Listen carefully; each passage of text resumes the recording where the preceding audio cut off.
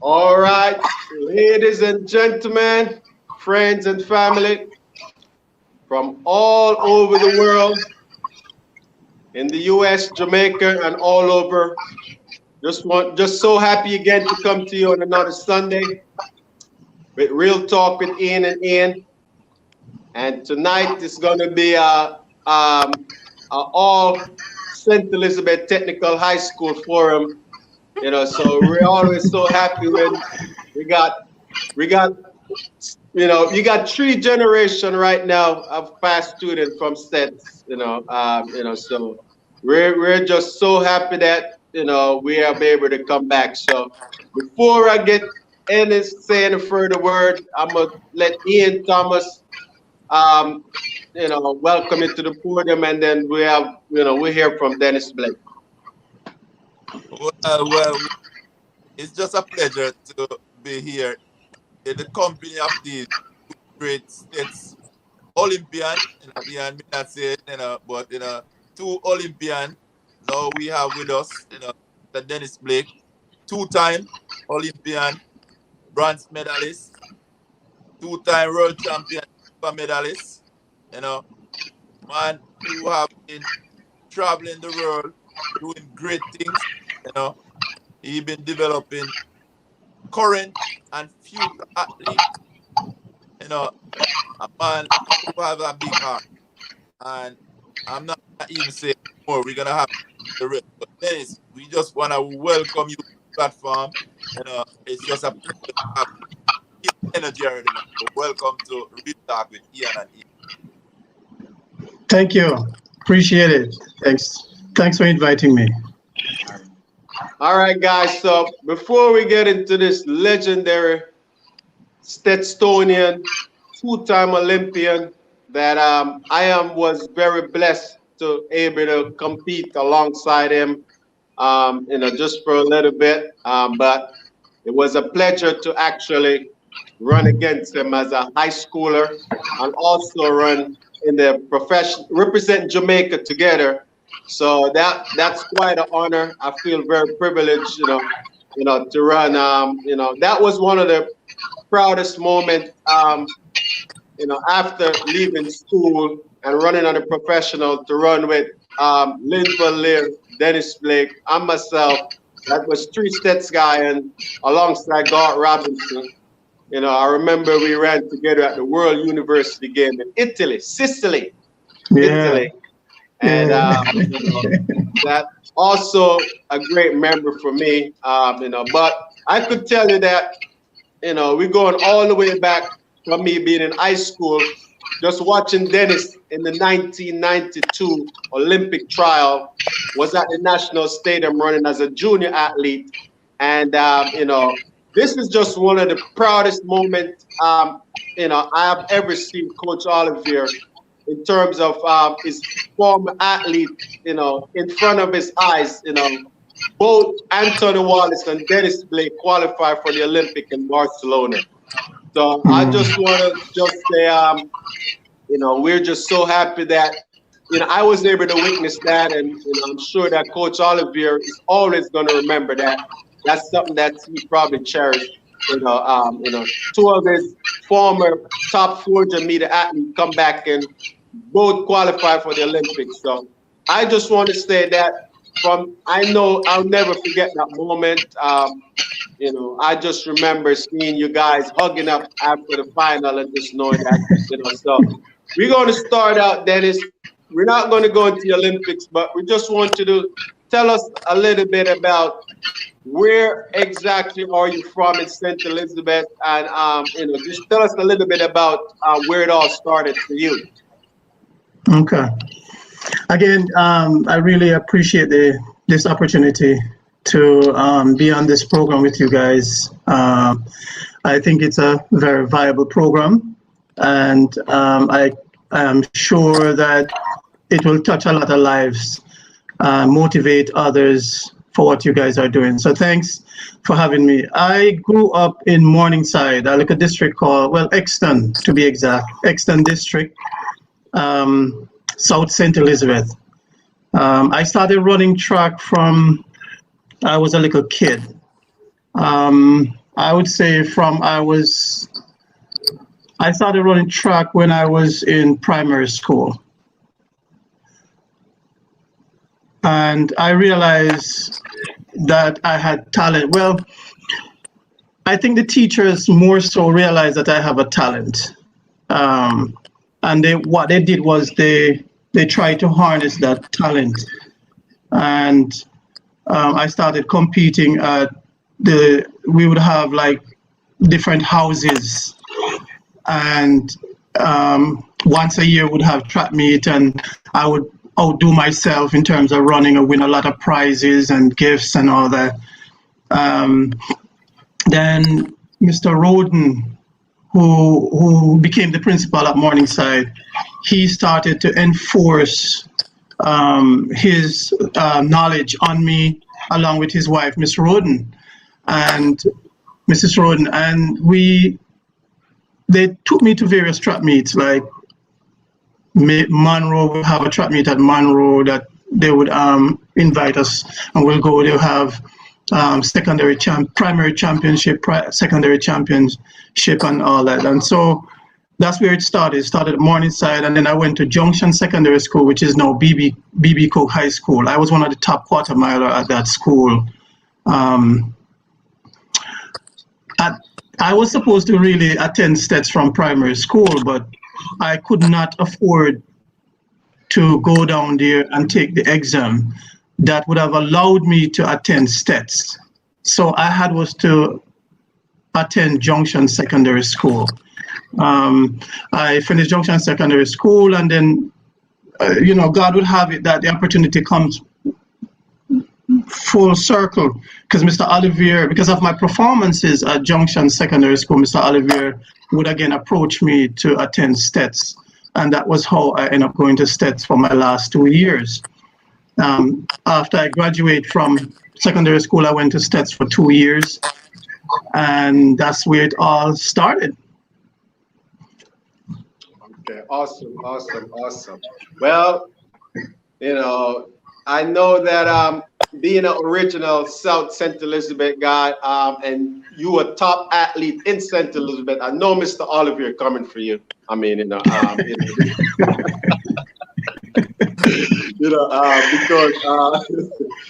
I just know the type of coach that he is.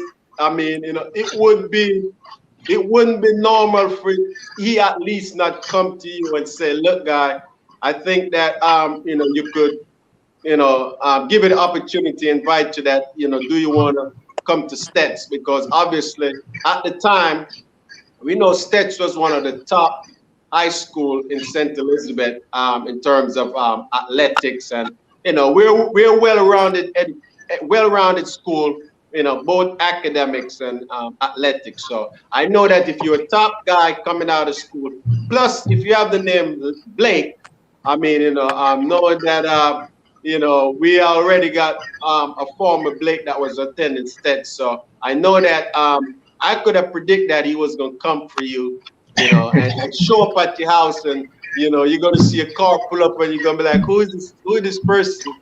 So yeah. I am unfortunately we would have loved to have you for 2 more years, but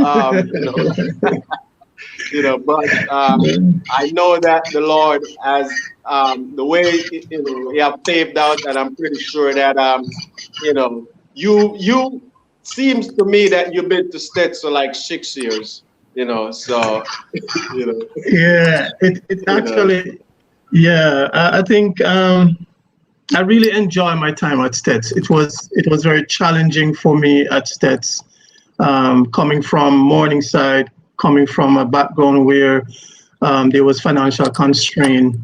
My mom is mute. She cannot talk and she cannot hear. So those are some of the challenges that I had. My dad was not in my life, and so it was really challenging. I mean, it was challenging to the point where I had to decide whether or not, because I know going to Steths was an opportunity for me, and I didn't want to kind of lose that opportunity. So what I did is that I tried to find ways how I can get somewhere that is closer to Steths, because I couldn't afford to take private transportation. I couldn't afford to take private transportation, so I had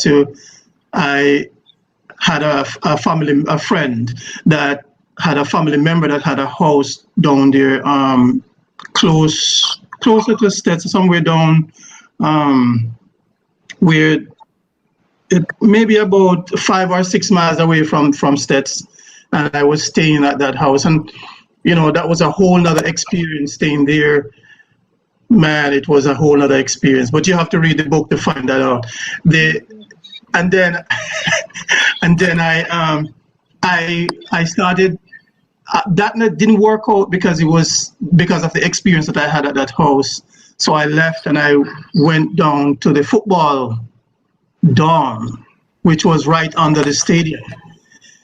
There you have to secure all the little belongings that you have, because man, those guys would take your stuff.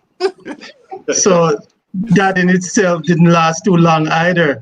So I ended up having to go to where some of my track athletes guys were staying and kind of bunks it there. So I kind of bunks around, and then I had to boom ride when I have to go home. If I didn't have anywhere to stay, I had to boom ride back and forth. It was really challenging, but I wouldn't change it for nothing. All right. Well, before I put you over to Ian, because he has so much, he shared some stories with us that really shocked me. I didn't know, I didn't know all the good stuff he was doing. I've known of some, but he also shared. But I'm not going to touch in the book because I went through the book, and I really want to talk to you about a few things. We're going to just talk about a little bit, because I know that we want people to read the book. We're not going to tell them everything that's in the book. But I went through the book because I wanted to know some more about you. So we're going to get back to the book. So I'll turn it over to Ian right now. Well, Dennis, and for the fans, I wanted to know that, back then, as a youngster, everybody would have somebody that they look up to in whatever field that they feel like they're drawn to. And you were just one of the person that I looked up to. You may not have known, but I live just a little bit above where you live. So yeah, they call where I live still Port C, Morningside Port C 1. And before I even get into any question, Dennis, but as kids growing up, everybody that live in this area would know Port C Pastoral. So I want to know if you know Port C Pastoral and what would have brought you over there. I want to hear that. Oh yeah, I know that very, very well. Hagberry.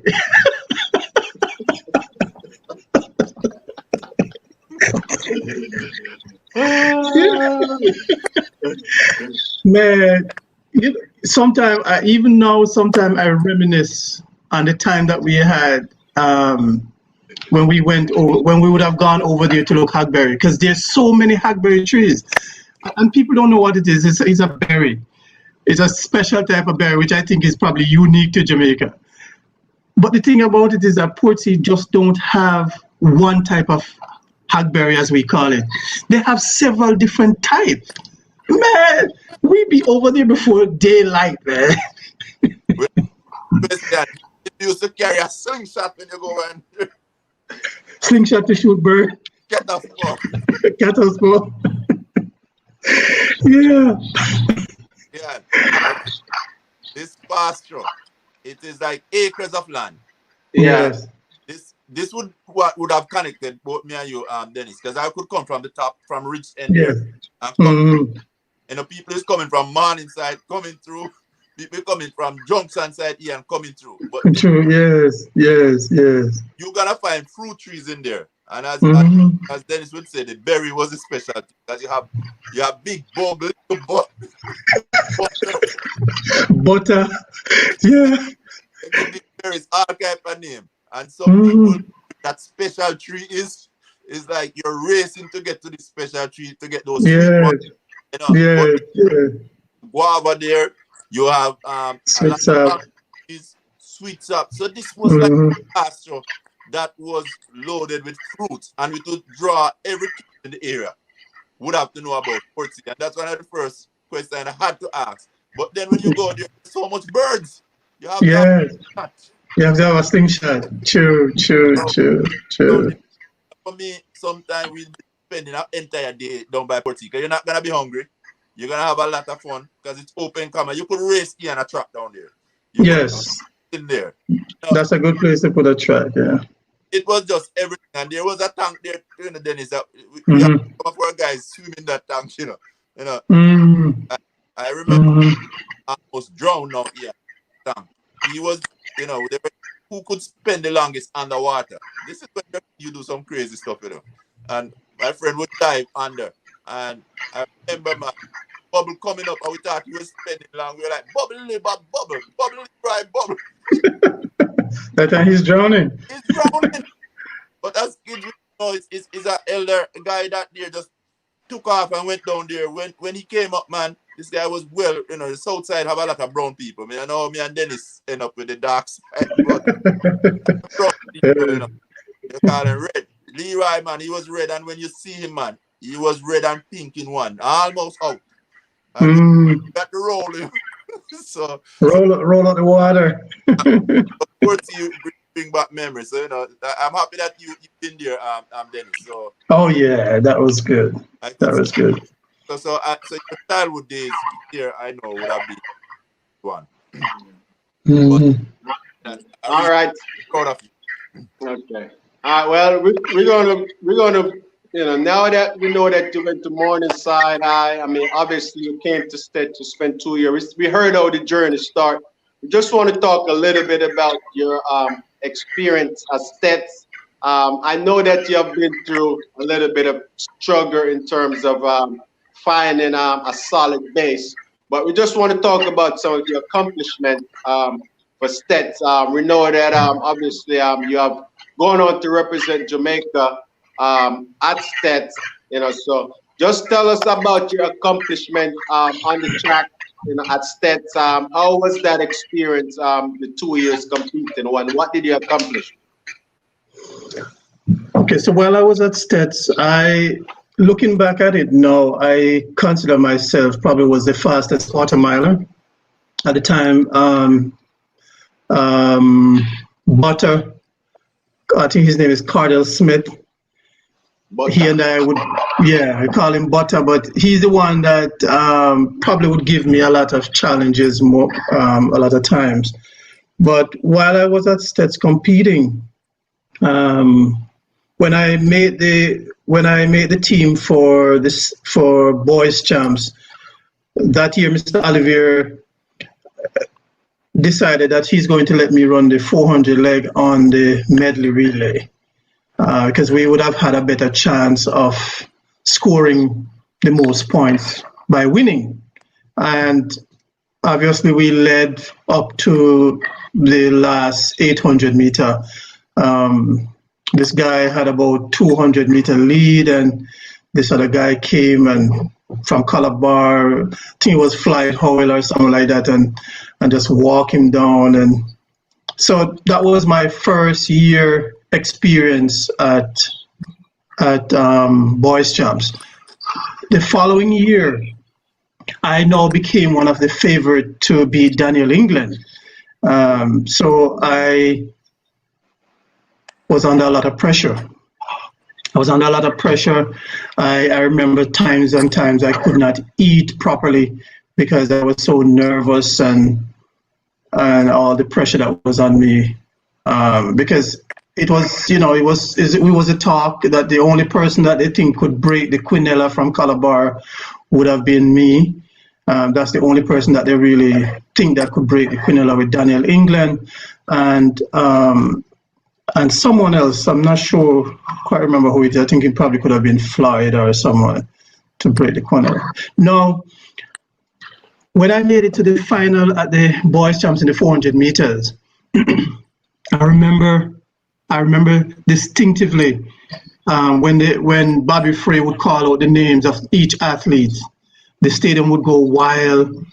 And I remember when they called Daniel England's name, I mean, the whole country, I believe, probably was going wild. But what has happened was in the final, I led that race for about 300 and maybe 10 meters or 320 meters. The stadium was, you could hear a pin drop in the stadium in that 400 meter. When the gun go off, you hear the noise. But once I started led the way down the back stretch and coming around the clock and coming around, you could actually hear pin drop in the stadium because of they thought he was going to lose the race. And then the last 80 meters, that guy start coming and I start to hear the stadium start to make noise. And I was like, man, where is the finish line? Where is the finish line? Yeah, so that year, that year Steths was on target to win boys champs. And I came, and maybe I'm supposed to be angry about it. You know what I mean? I had an interview with a radio personality in Jamaica, and when he asked me the question, I tell him, he said, you know what, Dennis, you didn't get the medal that you're supposed to get, but you made the Olympic team, but it's not the same. I wanted a boys champs medal. No, I'm thinking about it. I wanted a boys champs medal, and they robbed me my medal. Yeah, I'm supposed to be angry still. No, I'm not angry anymore. But yes, they robbed me my medal, and because of that, it pushed Steths further away from winning. Because had I come second or third, we would have had it would be more competitive against Calabar. But because they pushed me all the way down, what happened is that it pushed Steths further away from Calabar, and I think that's where we got second. So Dennis, just for the listeners that's listening that don't really know what you're talking about and what happened, can you just elaborate just a little bit more when you said they stole my medal? You didn't get the position that you thought you got. Yeah. Well, I know that it's a lot of times I know that technology have came a long way, and I know that I've been an athlete before. I know that I have seen where people look in cameras different way, and seen where somebody might cross the line first, but I feel very for me to hear that you was didn't get the medal that you were supposed to get. That got to be something that and especially you're saying you really wanted a medal, but so if you don't want to go in any more details about that, that's fine. Oh no, I'm not afraid. No, I'm not afraid to talk about it. I mean, what are they going to do? It's a fact. I know I didn't come first in the race. I know Daniel England beat me in the race, and I might have tied for second, but I didn't get third. I got fourth in the race, right? So you know what I mean. And I'm not stupid. I know that I came within the top three, and I didn't get a medal. But that's okay. Again, all of that, But was it a close race? There wasn't any protest or nothing in that sense. Actually, I don't know if Mr. Olivier had protests that year. I'm not sure what really happened, but I know I was not on the medal stand when I should have been. And okay, so here the other side of that now is that couple of years later, there's twin girls from Jamaica who was top twin in their time. They happened to come to Alabama A&M University, where I attend school, right? And they were the one who told me that because it was so close, they push me away further. You see what I'm saying? They pushed me away further so that Calabar could have a clear win, because Steths was really depending on the relays to really beat Calabar that year. So my own intuition and my own experience, I know that the position I came, and then to have it confirmed by two teenagers whose coach was in that mix to make decisions. But again, it's all good. I'm sure that over the years, you have won and overcome, and you have won several other races, which I know it can't replace it, but I know that was early in your career. So I would think that inspire you, in the future to continue to run and to actually, to just to find that fire that left. I mean, I'm gonna try to beat these guys as clear as possible. So I don't get in this position with that. So yeah, well, unfortunately, I think that you're one of the greatest 400 runner comes out of Steths. I know in the class 1 we have never. I can't. I'm just telling you based on what I don't know of anybody else in the class 1. I know that in the class 3 and class 2, Carlos Samuel, Mark Blake, Gabriel Blake, and all those guys have able to won the lower section. Now I don't know about the class 1 section. That seems to be a little bit challenging for us. All the time. But you was one of the I just said, one of the first ones to actually, open up the doors in terms of that. So, with that said and done, I know how it wasn't a pleasant ending. But tell us a little bit more. Was you able to represent Jamaica while as a junior at Steths? And what was your accomplishment? Okay, so so this is how the story goes. I'm probably one of the only athletes, probably not sure, that has never represented Jamaica in a junior meet. Whether it is Carifta World Juniors, I've never represented Jamaica in any of those meets. My first time representing Jamaica was at the 1992 Olympics. So I did not, the normal path that athletes took to make it to the Olympics, I did not.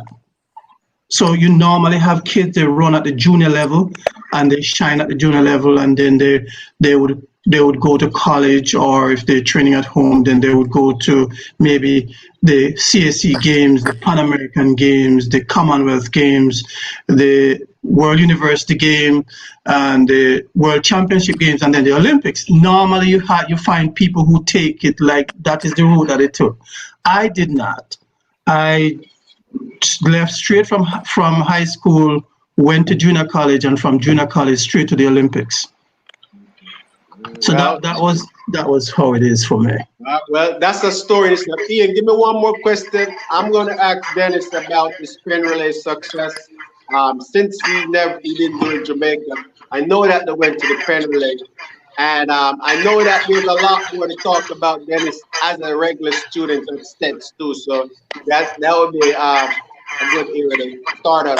So Dennis, your pen relay, how did your pen relay experience going at Steths? I know you guys was ahead of me. I seen you guys go to pen relays and come back with a big shopping bag and all that stuff.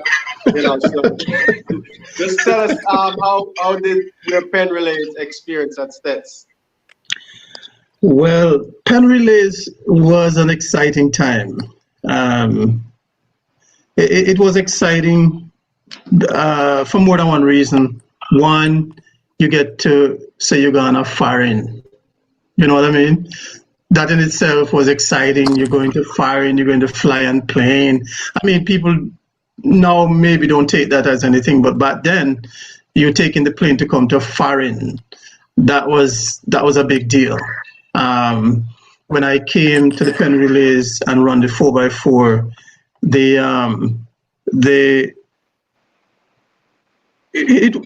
we always made it like to the final, but I can't even remember we winning.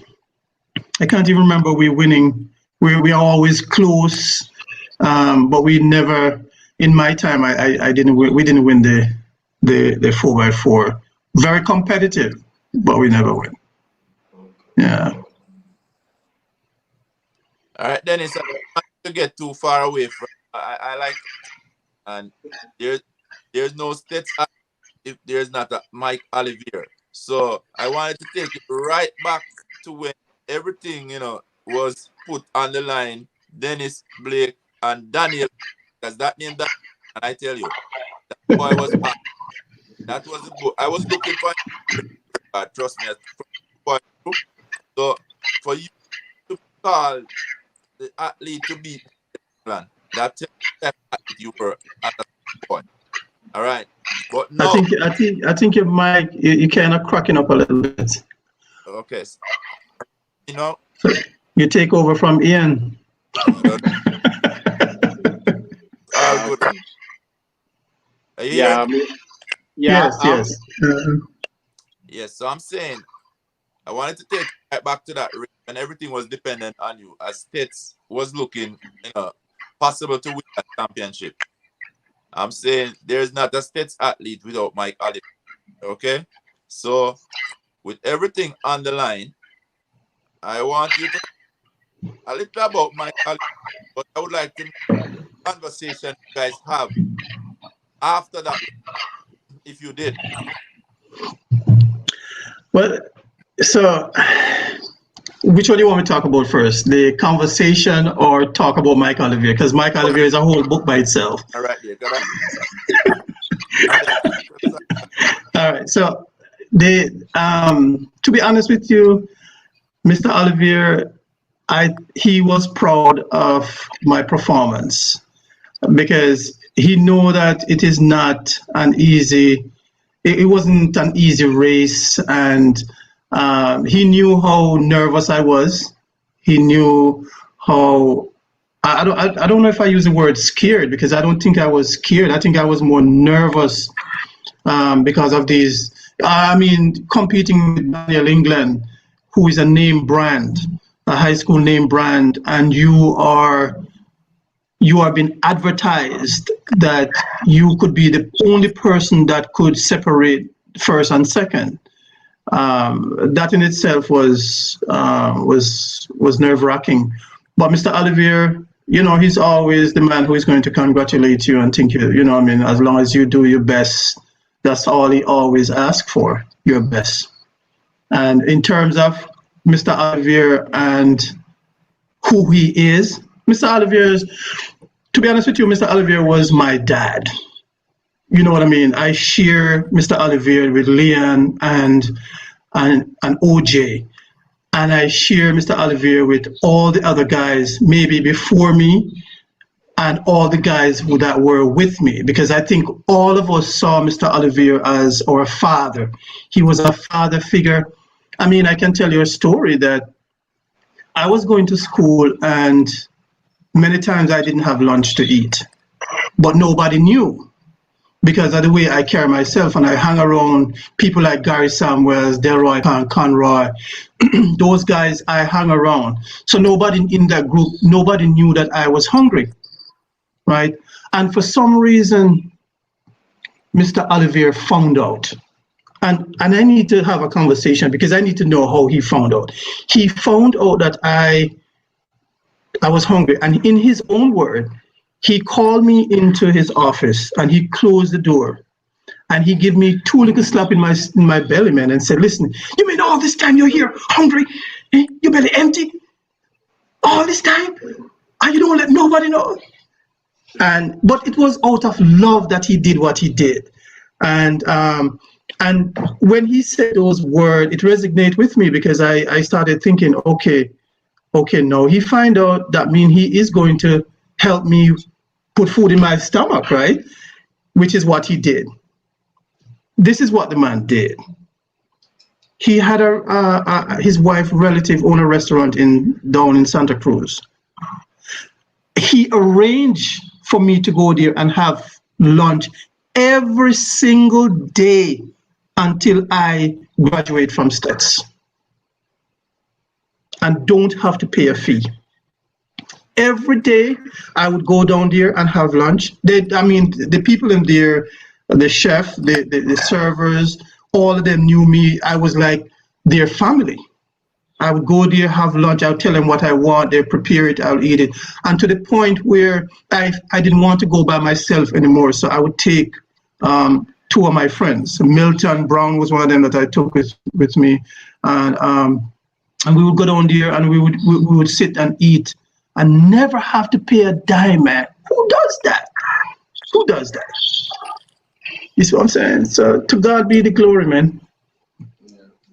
Good man. Good man. Yes. I mean, yeah. All I could say is I hear I could endorse that times 10. That again, coach have a way of assistant athlete. It's not just his coaching on the track; it's off the track, making sure that he's being that parent role. Making sure that you stay on track, all for your good. So, I'm not gonna take away the spotlight, but I just know that I was born in Santa Cruz and I was going through the same thing.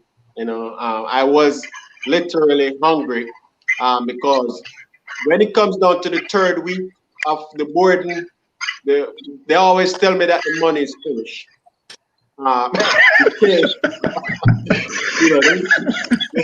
They say the money is finished. It can't last for the month. It always seemed like my boarding fee wasn't enough. That's the impression that they gave me. So even when it raised, it's always like, okay, but not just. I still love the people that I board with. Don't get me wrong. They're still. It's just part of their running their thing. I mean, they trying to use the money that we pay them, and they're feeding 4 kids, and they're eating too, and everybody's living like a family. And every now and then, just like some people, if you don't manage the money properly, you run out. So the money start running short. So coach realized that I'm the type of person, I train 5 o'clock in the morning. So I train twice a day. And then I got to go home. So fortunately for me, that was those are some of the best meals that I eat while I was at Steths.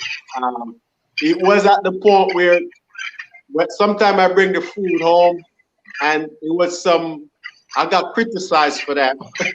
Because I'm eating restaurant food and, at the time, but coaches are awesome. I could tell you the story going on, just, able to get the Centrum vitamin, able to see Dr. Liquor, able to see this doctor. Coach was using every resource that he can.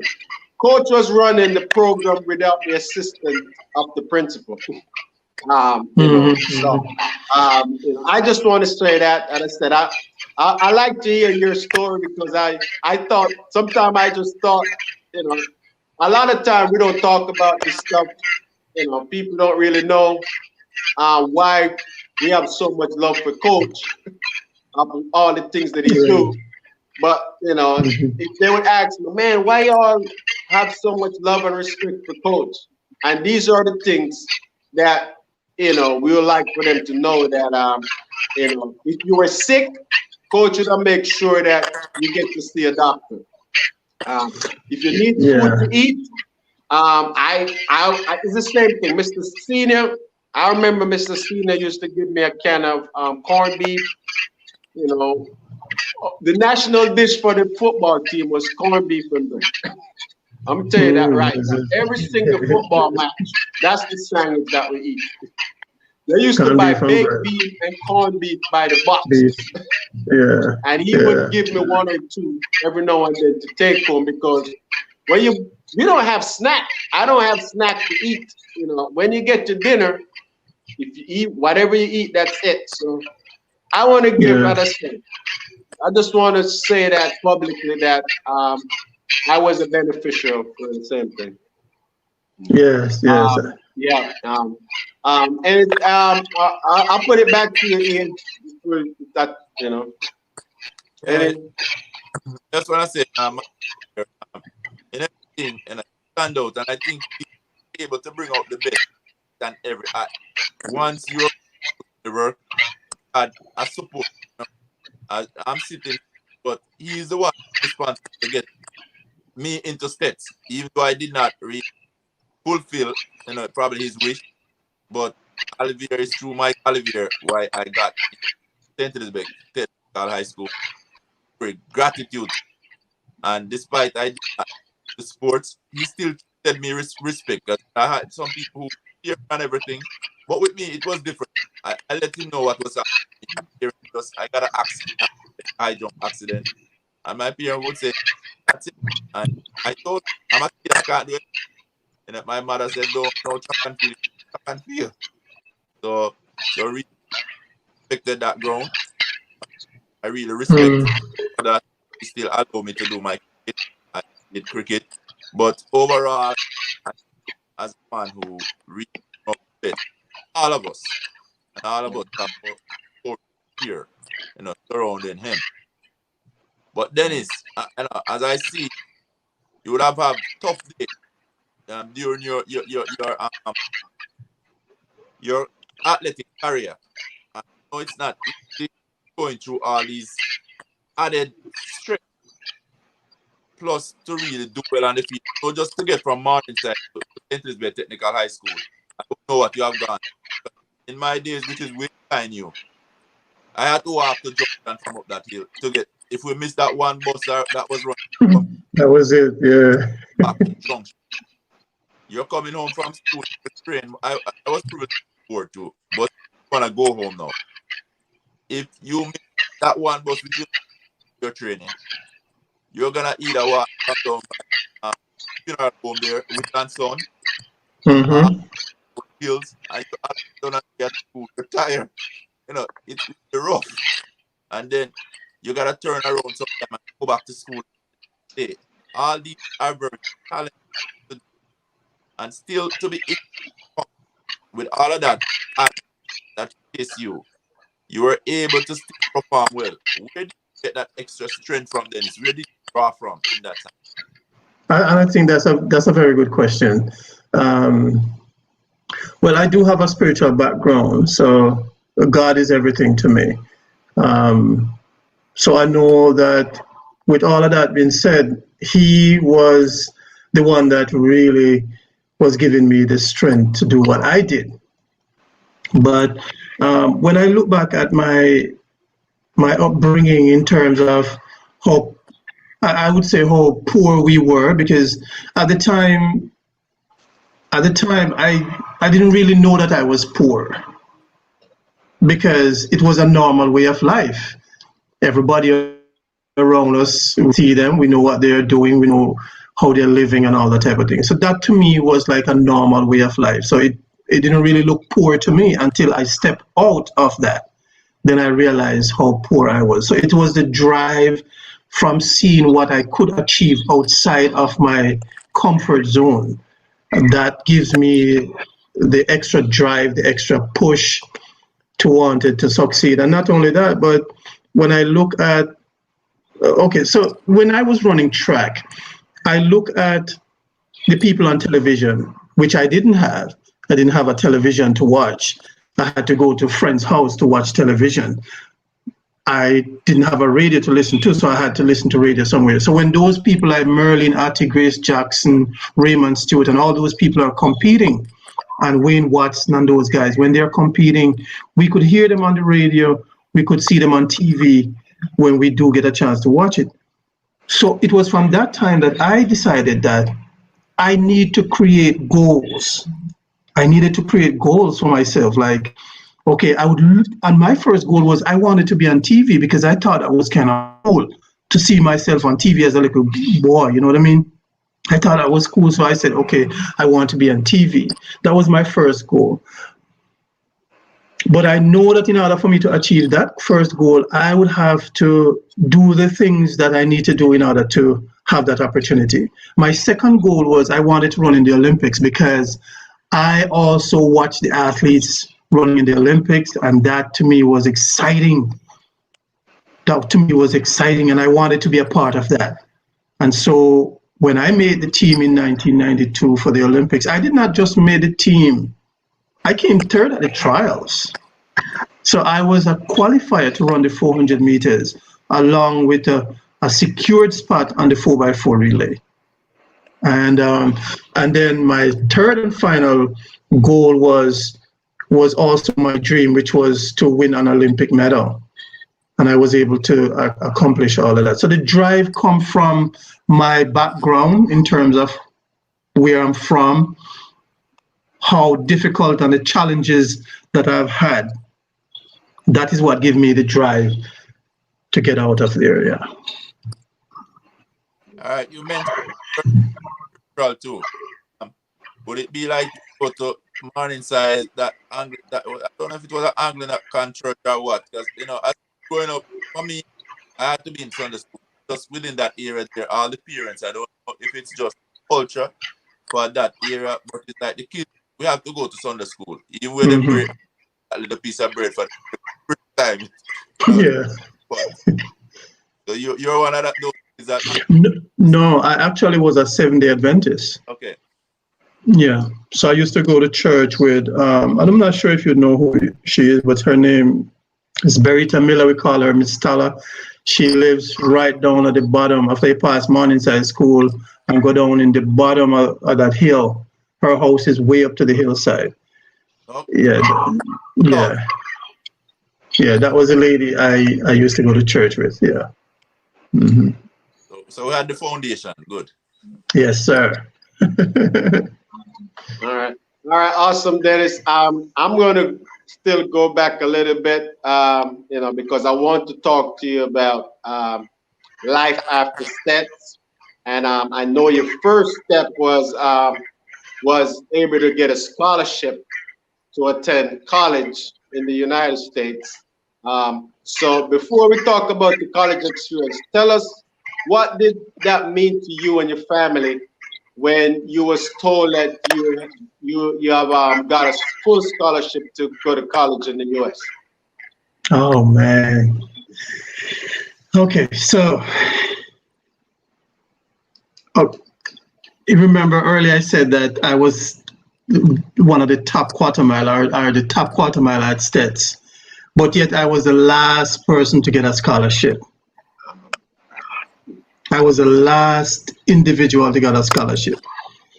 So all the athletes, they got their scholarship and they departed the island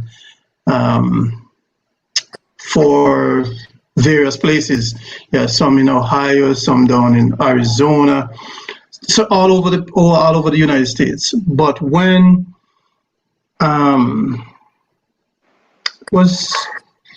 I was the only one that left back. So I went to Mr. Olivier and I said, Mr. Olivier said, nothing is not coming in. Nobody giving me a scholarship. And I was like, man, what am I going to do?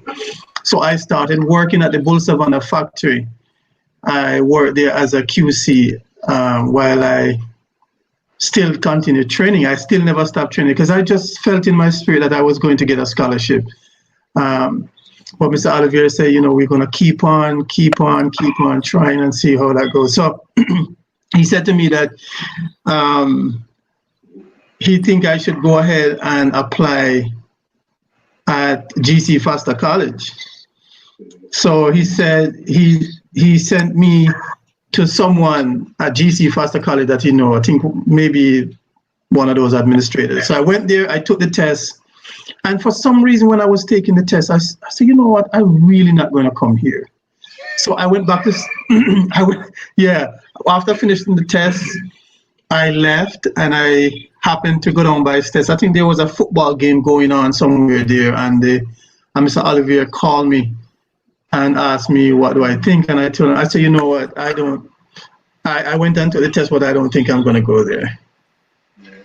And that was that. So When he said to me, he said, Dennis, the first scholarship that comes, we're going to take it. And I said, yes, I'm in agreement. So the first scholarship that came was for Blinn Junior College in Texas. Now, that's a whole nother set of challenges.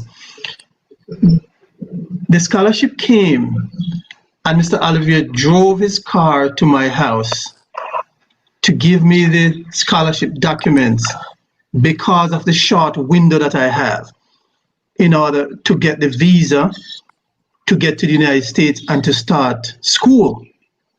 So he gave me the papers and he said, you have to leave tonight to go to Kingston to go to the embassy the next day. So it was Sunday evening. I quickly get dressed, went to Junction, took a taxi to Santa Cruz, to Gutters, took a taxi from Gutters to Mandeville, and find our way right into Kingston. When I get to Kingston, I went to the embassy. And when I went to the embassy and I give them the documents for my visa, the person said,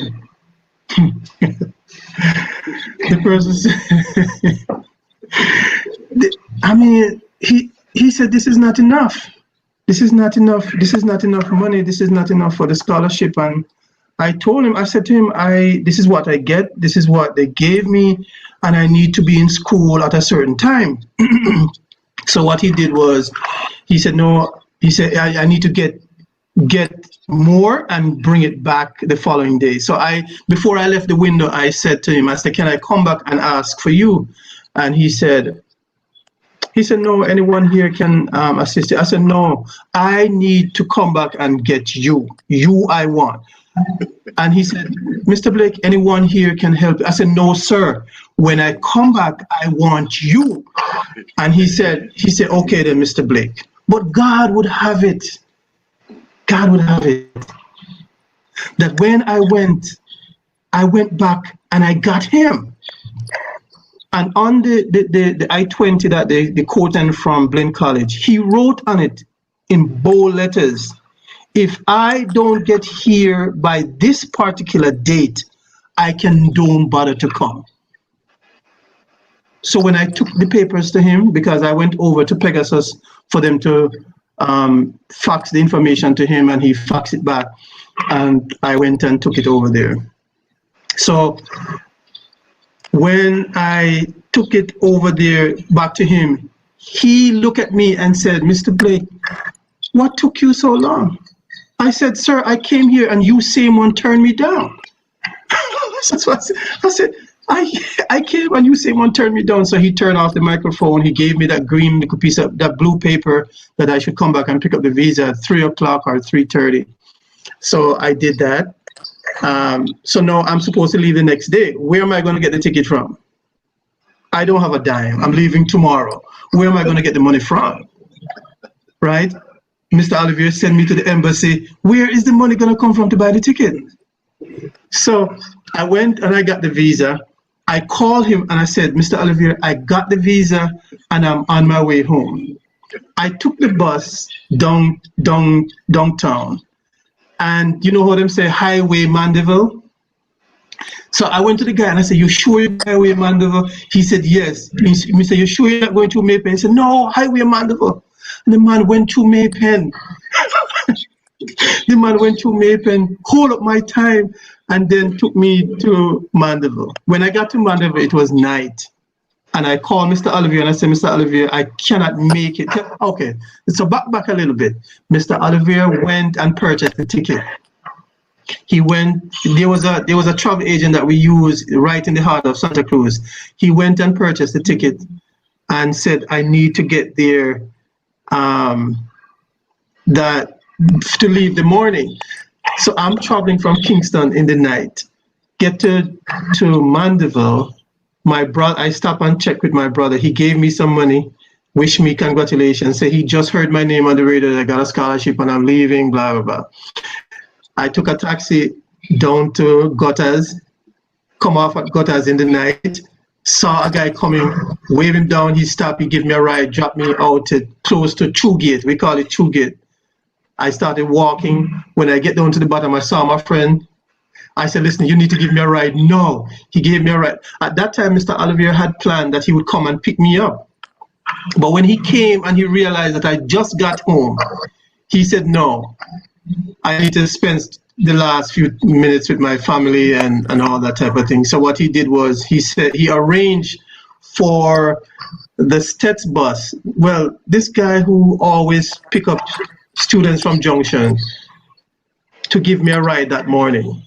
And he gave me a ride that morning. And when I went down by Steths, he had a guy who he had waiting to take me to Montego Bay and all of that. And then when I came back to when I got my scholarship, come to the United States, that's a whole nother story. That's a whole nother story. That's a whole nother story. But when I was in the summertime, that first summer in school, I went and spent some time with my aunt in New Jersey, and I got a job at McDonald's, and I make sure I work and pay Mr. Olivier back for the ticket that he had purchased for me. Amen, amen. Well, as I said, our journey, the journey of life, boy, I'm telling you, I could hear the passion in your coming out of you right now of your journey of what all that stuff, the struggles that you've been through, and I'm 100% sure that those struggles that you're going through making you a stronger person now. Because Absolutely. like I've been through that when I was like that. Now, whatever come across you, so so similarity to me, but I know that the Blinn story is a long story, but the only reason why I'm going to talk about it because, again, I've been somewhat a step behind your career, and so I left Jamaica in '93, and I believe so you probably leave in December, January, since you probably spend that time in Jamaica.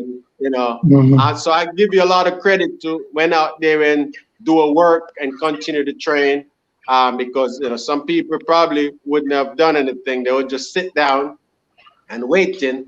So but I remember I have the opportunity to visit Blinn College. My school was about 6 hours away, and at the time Blinn was one of the leading. Actually, they have a stronger track program at the time. So I remember coming down to Blinn to run, and somebody that was there, while I was there, they showed me a spot on the track and told me that that Dennis vomit right here. Do you remember? Is that sound accurate or? Listen. That spot is mine. Don't you ever dare touch that spot. Okay, so the long and short of that story is, I really want to say, maybe send a shout out to Coach Steve Sylvie. He's an amazing coach. He's a no nonsense coach. He's not into play thing. He's a serious guy when it comes to training. He doesn't play around. And I think any athlete that passed through his hand have learned that level of discipline, that not only will they use it if they are coaching other athletes, but something that they can use in their own life. I have learned that at Blinn College. When I went to Blinn, I went in January, which means it is cold. 2, I'm coming from a tropical country to a cold climate. I'm not used to that. 3, the food that I was eating is nothing compared to what I am used to. So those things were challenging for me. I wasn't used to the food, but you have to find something to eat if you want to live and all that type of thing until you get acclimated and all that. So that's what that was. Now, with Steve Sylvie, his workout is always posted the Monday morning, and it's posted in his office and it's for the whole week. So you better go over there Monday morning after breakfast and look at it so that you can know what to eat for lunch. Because if you don't do that, you're going to be in trouble. And so what happened is that, I came and I'm fresh, and they give us 600. I think it was a 500 or a 600, a couple of 600 or 500. And, you're fresh, you come from abroad, and you just know, say, boy, you want to come and show off yourself and all that type of thing. And I think that's what happened. I run, and when I cross that finish line, about 20 meters away, I just get low on the track, and I just couldn't get up. I just keep vomiting there. And I was there until the workout was completed. I could not make it to my room. My friends had to pick me up and take me to my room. But there was a time when I was on probation there for not performing up to standard, up to what I am supposed to perform based on my times at Steths.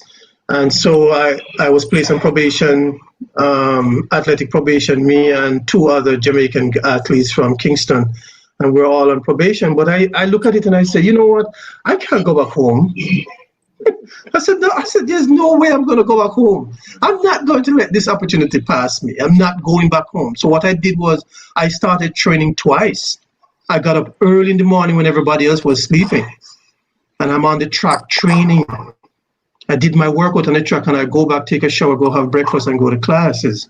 And then I go back in the afternoon and train with the guys, because he had given me an ultimatum. He said, if at the indoor track meet, if I don't split 48 seconds on that medley relay, that's it for me. My scholarship is over. When I crossed that finish line, I hand off the baton. I did not stop run until I find him. And when I found him, I asked him, he said, you're okay. And from that day on, no team misses me. Oh, man. Yeah. I love hearing these stories, man, because as I said, people they see your story and they see your success, but they don't understand how the journey was. Can you imagine being like a 20, 21-year-old person, a coach telling you that, look, you waited so long to get a scholarship, it came through, and then he come to tell you that you're on probation. If you're not performing, he's going to cut you. That got to be scary. And we talked to a gentleman today on the program that was talking about the same situation in soccer, that sometimes your scholarship get reduced. Sometimes things doesn't work out. It's a 70% scholarship, and a lot of people don't understand that it's based on performance too. If you perform good, sometimes your scholarship could go up and it could go down. Some of the schools are more lenient. One of the things that Coach Banks at George Mason. Coach Banks was one of the more easygoing coach. So he would give you time. If he wouldn't be one of those persons to put you on probation or anything like that. No, not my coach. But Coach Sylvie, I heard a lot of stuff about Coach Sylvie, that he was a tough coach. I heard that you guys talk highly of him. So just let everybody know that was the year 1992, and you went on to make the team to qualify for Barcelona.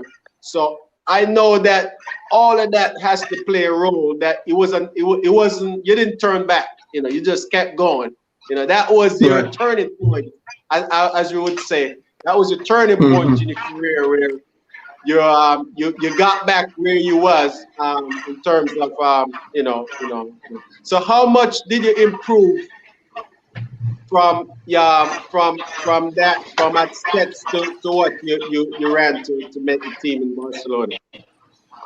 Well, the first year, my first year at Blinn College, like I said, I struggled because the training was different. It was much harder. The level of competition among my peers at that time was extremely tough, because I remember there are times when we have athletes, his team was so good that for the 400 meters, they would be taking only three can go to the national championship per event. And we would have like maybe 7 or 8 guys who could run, who could represent the school. And so it based on the day he would have runoff. We would have our own liquid championship at home, because he has to select the top 3 athletes, because it doesn't matter how you run last week. It doesn't matter if you run a 44 last week. On the day when he's making selection, if you don't run that 44, if you make it in the top 3, you're not going. You're just not going. So that's one thing that I really liked about him. He was fair, and he was a no-nonsense person. And so I think the turning point for me was when that year when I run the medley relay, and I never stopped running until I found him and asked him if I did run the time, and he said yes. It was like a whole load just dropped off of my shoulder. And from that time, no team left me then. I remember one time we had a dual track meet at University of Texas. And when we went there, he had already selected a team that he was taking to, I think it was Modesto or Santa Monica track out there in California. But then he would have some of us who weren't going to come and compete and then go back to the school, while they would go to the hotel and fly out the next day. I show off on that day when he had those guys, and he'd take the guy that he had already planned to go, he took him off the team, put me on the team, but I didn't have any clothes or anything to go. So he asked one of the assistant coach to drive me back to the school, pack my bag, and come back to the hotel, and flew out with them to California. When we went to California, we were placed in I don't know if you call it the track club 4x4 relay, where you have Nike International, Mazda Track Club, Santa Monica Track Club, and those are the guys that we compete with, and we came third. Well, Yeah. I don't want Ian to fall asleep over there, but I could talk about track all day because I'm happy to hear Dennis' career. As I said, I know that a lot of people haven't really, even the youngsters that won't be watching this video and looking at this, they're going to really see that, everything was not bed of roses as it looked in terms of that. So I'm gonna put it over to Ian. I want to fast forward to the Olympics when you get back. Yeah.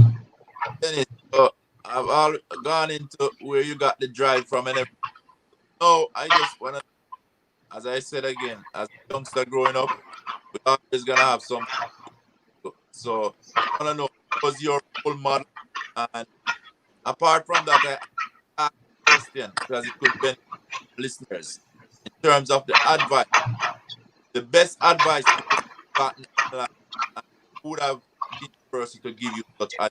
And that's why I always ask the question, is that guess what? It can every one of us, even for me, I've come here, and that advice I have taken through life, it shaped the rest of the life from just hearing it. And the person who gave the advice is that somebody who believe in you and tell you that, hey, you can do it, you dig deep for it. So I hear, who's your role model and the best advice I've gotten in life gave you such advice? Now, other than Mike Oliver. Other than Mike Oliver, right. Okay, so when it comes to track, and this might sound kind of funny, but Merlin Atty was the one that I really admire when it comes to track and field. She was the one that I look at when I was watching TV, and when I look at all the accolades and how much she have represented Jamaica and how she did it well and all that type of thing. So back then when I was a little kid, that's That's the one. That's a person that I always admire when it comes to track. I remember when I was at the National Stadium, in terms of an advice that someone gave me. Don't remember his name at this particular time, but I remember I came down to Jamaica ahead of the F1 trials, and I normally went to go to the stadium to train. And I remember I was passing that person coming out, and I was going in, and he stopped me, and he looked at me, and he said, you know, you have the charisma to attract great things to you. And at that time, I didn't understand what it meant. So when the conversation was over, I quickly wrote it down. I quickly wrote down what he said, and it was years after maturity and education that I understand what he meant by that. You have the ability and the charisma to attract great things to you. So that it was something that I took with me for a very long time. Well, that was advice, and as you have seen, as you go through life, definitely, you know, you would have find that, you know, was well like a prophecy. Yeah, absolutely. Yeah, absolutely. Yeah. That's pretty amazing, and it goes to see that when it takes just one person to believe in somebody, or one person to do something to you. And that is what I try to get out to people, that, you know, sometimes when you can just turn your attention, you know, to somebody and just give a word of advice, not money. You know, it's not what you do sometimes. It's just that one word, that where that is at the part. Your microphone is Yeah, let me see if I could bring you out and bring you back in. See if we get a better feed. Yeah.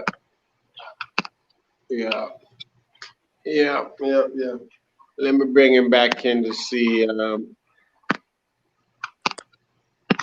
Try that now.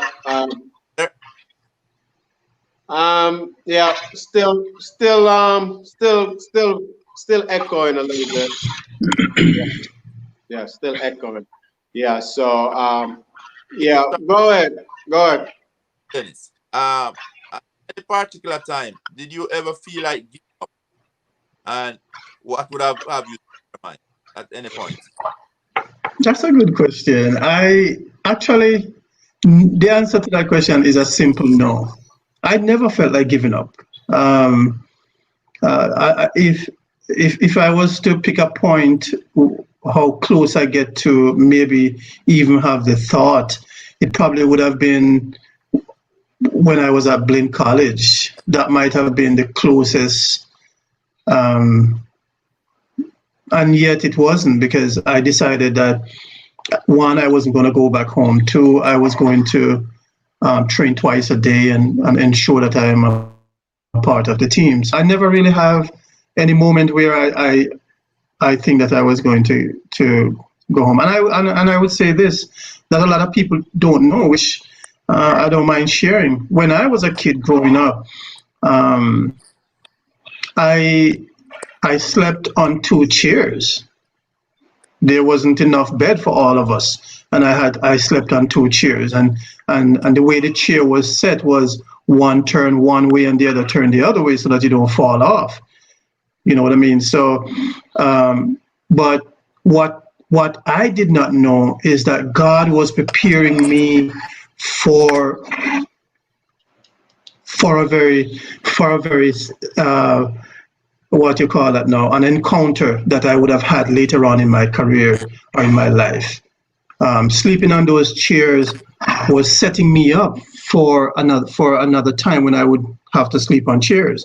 And the second time that I had to do that, the first time I had to do that after my time at home was when I got the scholarship.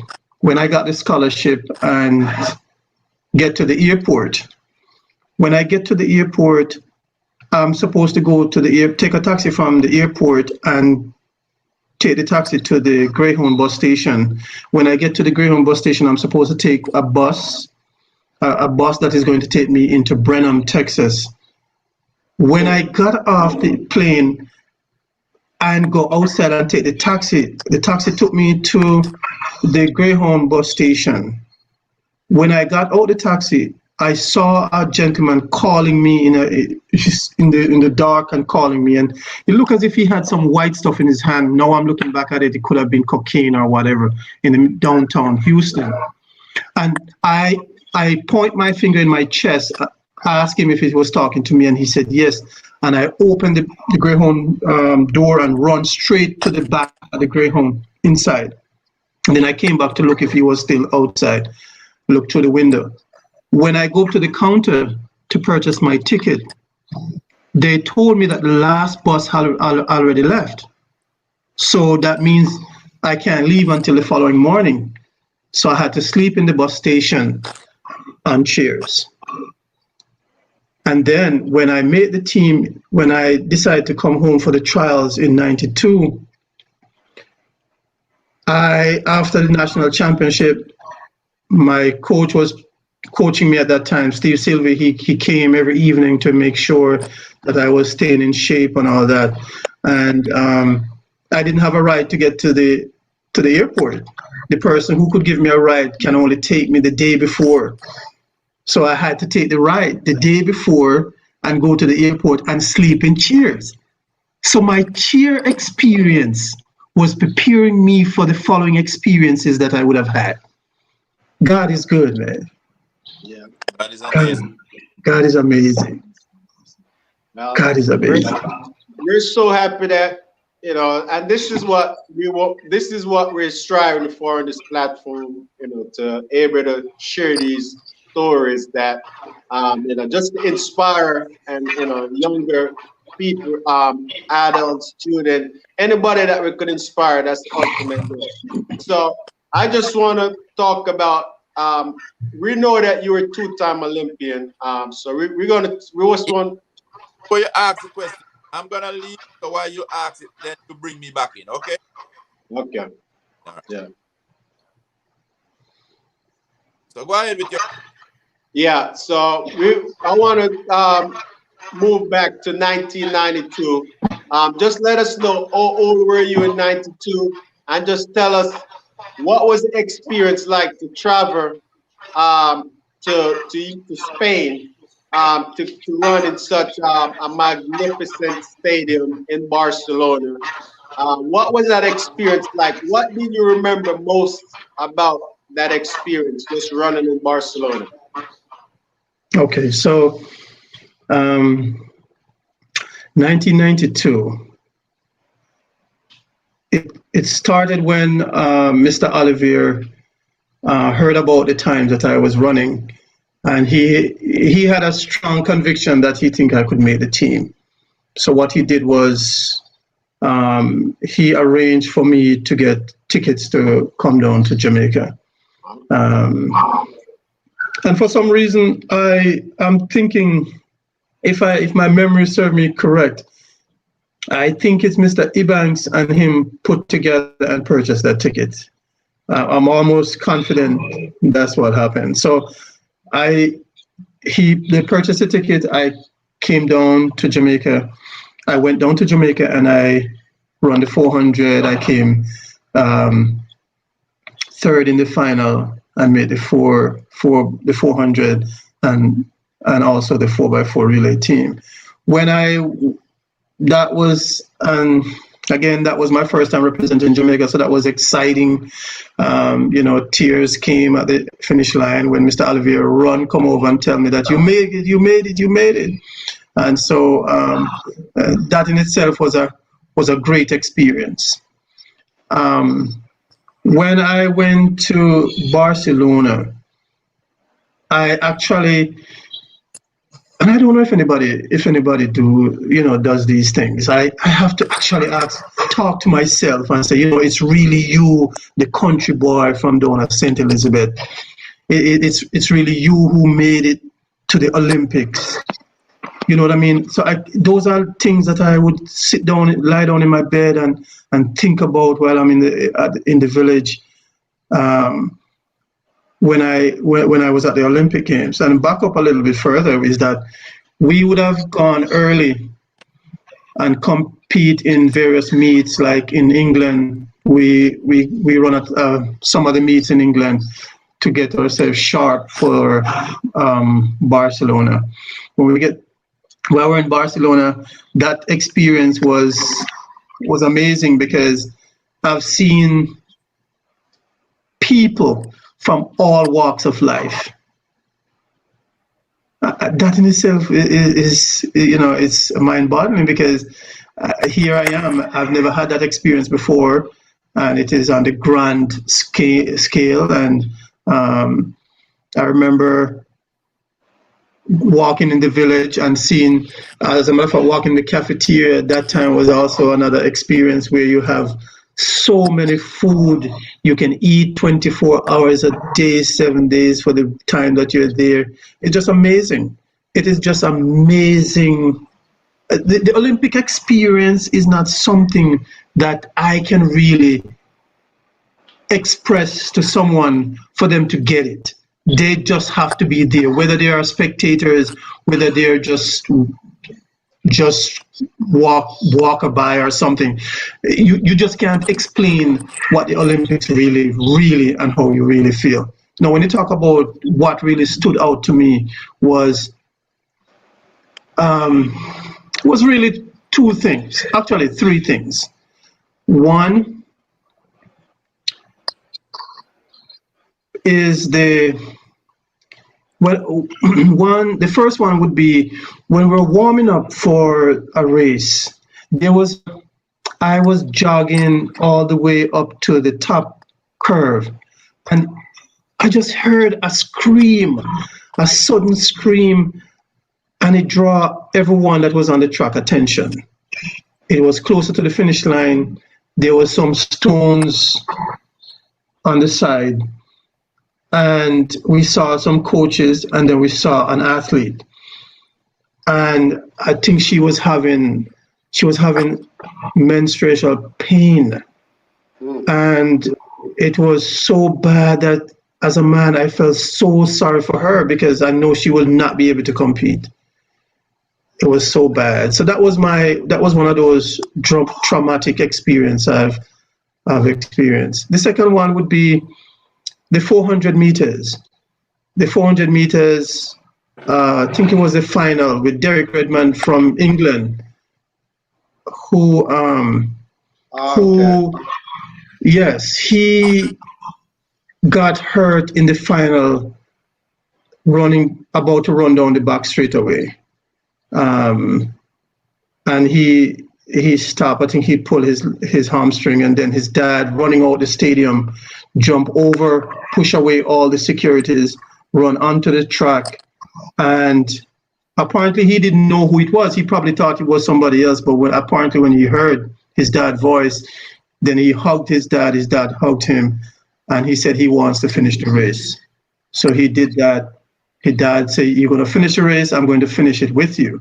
And so when he get closer to the finish line, his dad allowed him to pass the finish line by himself. And I think that was a very special moment, that track and field is not just about the Olympic itself. I think at that time modeled what the game is all about. It's not just about running and competing. It's about sportsmanship, about love and caring for each other.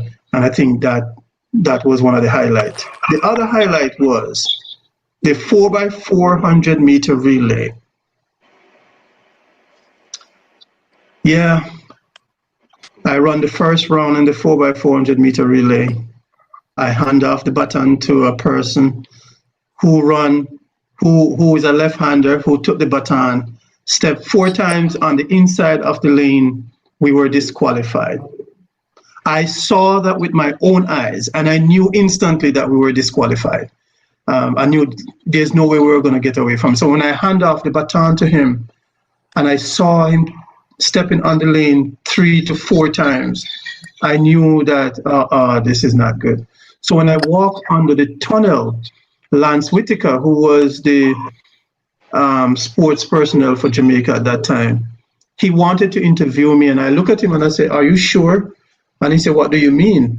And I said to him, "I think we are going to be disqualified." And he said, "Why?" And I told him, I said, "That person stepped on the line 3 times or 4 times, and I know that is ground for disqualification." And by the time he and I finished conversing, they had finished the race, and the screen popped up on the screen that we were DQ'd. So those are the 3 top moments at the Olympics that I will always remember. Well, I know the last one you mentioned. Well, let's move back to Derek Redmond. I know Ian. I don't know if he come across that. I know he listens to his podcast and he listens to a lot of inspirational stories. But if you haven't saw that one, I'll send it to you. But this is like this story up to this day.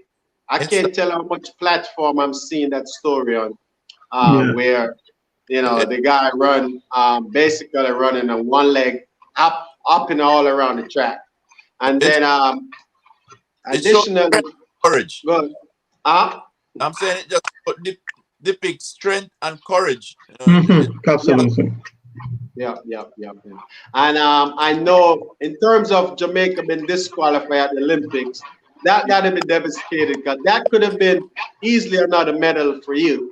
Knowing that we have Winthrop Graham, who was going to be a part of that relay team, knowing that he have run 47.6. I set a Jamaica record at the time. That's my outlook. I'm not sure at the time. I don't know who I was on the team. I just know that Anthony Wallace, Dennis Blake. I know Winthrop was already on the scene before that. So I know that typically we normally in the relay mix, in terms of the top 3. So that could have been easily another medal. But my other question to you, because time have changed, knowing that you was young, 20, 21 years old, returned to Jamaica and qualified for the Olympics, I'm assuming that you could have gone professional. I don't know if that opportunity was presented to you, knowing that, I know how sponsors look and potential, because you got to be one of the, at that time, you got to be one of the brightest prospects in Jamaica. At your age for what you have accomplished, running against, you probably was one of the youngest guys in the 400. Was that an opportunity for you? Well, no, that was not. That wasn't an opportunity for me. I think. There's a stigma with people who are from the country as opposed to people who are from town or from the city. I think people who are from the country, and I mean, you might find a lot of people who don't agree with this, but there are people from the country who pretty much have to fight harder than those that are in the city. They have more support. They get more support, not only from past students or our Old Boys Association, not only from their coaches and schools administrators, but also from the J3s and the JOA. They would always get more support because they are in the city. They would have an opportunity, an edge over people in the country because they could go to the stadium and they could train on the track and compete on the track, and that give them an added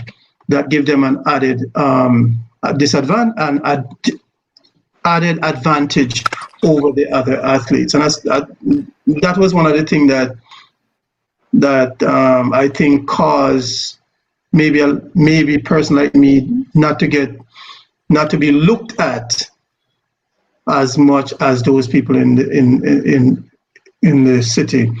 So I didn't really have a sponsor. I didn't get one. Didn't know how to go about it. No one approaches me and all that type of thing. So the short answer to that is no. Okay. Well, we get back to that in a little detail because, as I said, I'm finding it. Sound like during your whole career, you was not able to secure a sponsorship, which typically, for you to qualify for Olympics and actually being a top runner, and in the junior college, that you're proving yourself, that would have been an opportunity for you. So I'm not sure, but I know probably in 1992 you probably would have want to go back to school anyway, in terms of that. But I was just curious to figure out if that opportunity have come. Now, No. before we move up to, well, we're going to move up to 96. We know that there's several other things that you have come. We could stay here all night and go go through this, but we know that we're not trying to do that. So we know that you have done stuff in between the Olympics. For people that understand track, that we have a world championship, we got Commonwealth Games, we got several other things that are in between, and sometimes it's just a matter of what year that the Olympics fall, that you might not be able to win a medal. You're just speaking at the Olympic year. It's also important. So we're going to move that.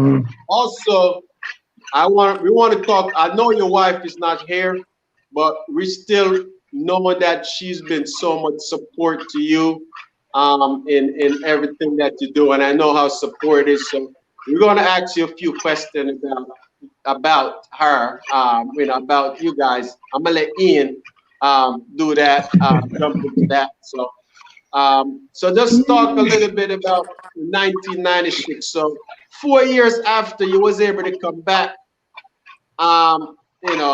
going back to your second Olympics, I know that you was definitely inspired to at least know that, I'm going to try to do things to do better in this Olympics than the last Olympics. So tell us, how did you qualify in terms of, your Olympic qualification, and then just tell us about this this medal that you won in Atlanta, how much that meant to you and how much that changed your life. Okay.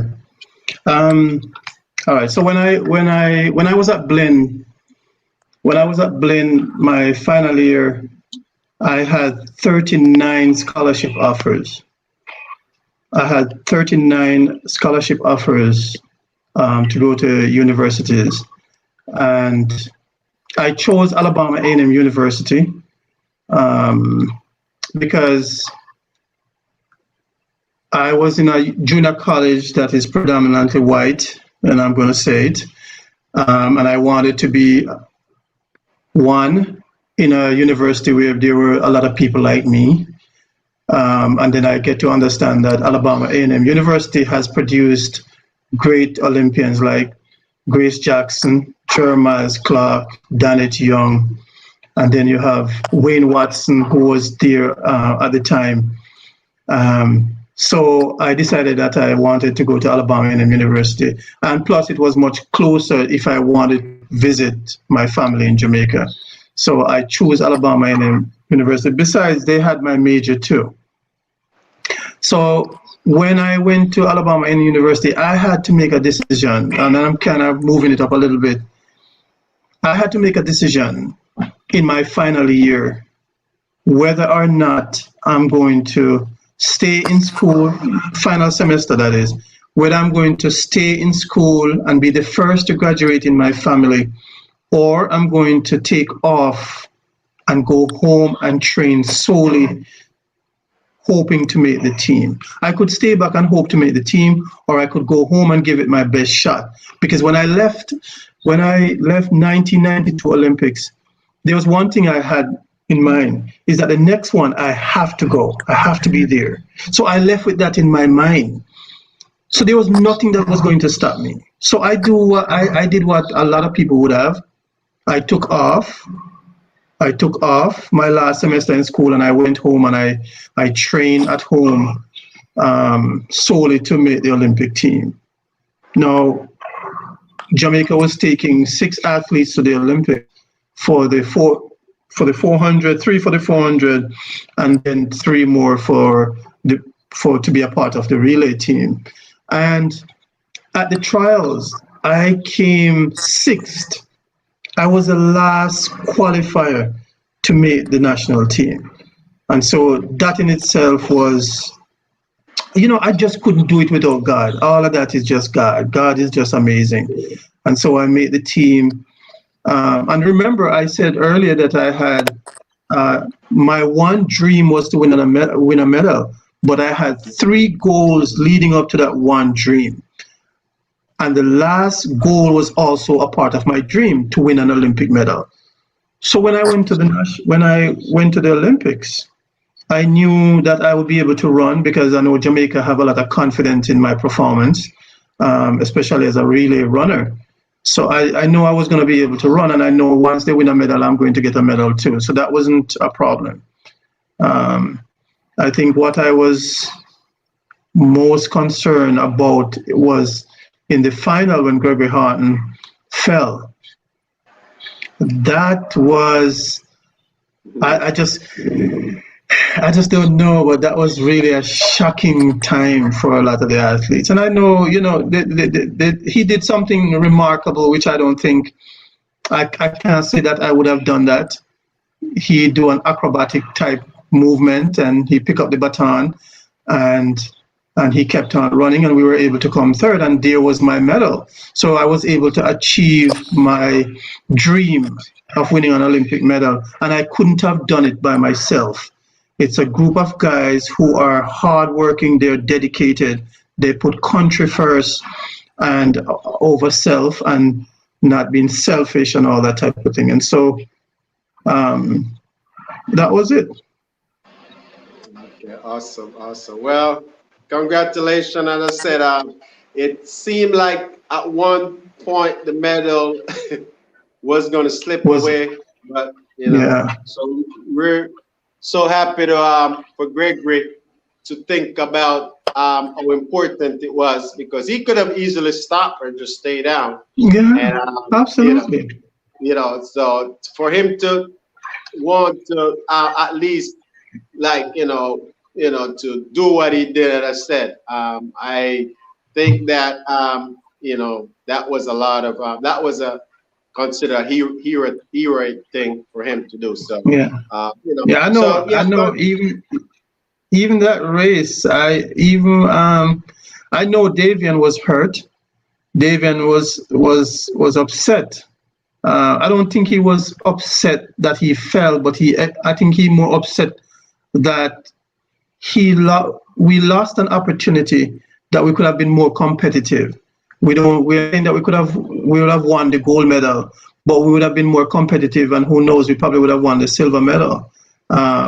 Because at that time, those guys were really in top shape, and they were peak, and he was expecting to maybe run a 43 on his leg and all that type of thing. So I could understand why he felt the way he did. But I think, all in all, we really need to tell Gregory Horton, thank you. I definitely need to tell him thank you, because had he stopped, I would not have accomplished my final dream and goal to win an Olympic medal, because the athletes are getting faster. I was getting older, and technology is increasing, nutrition is increasing, and all that type of thing. So thank you, Gregory Horton, if you're listening.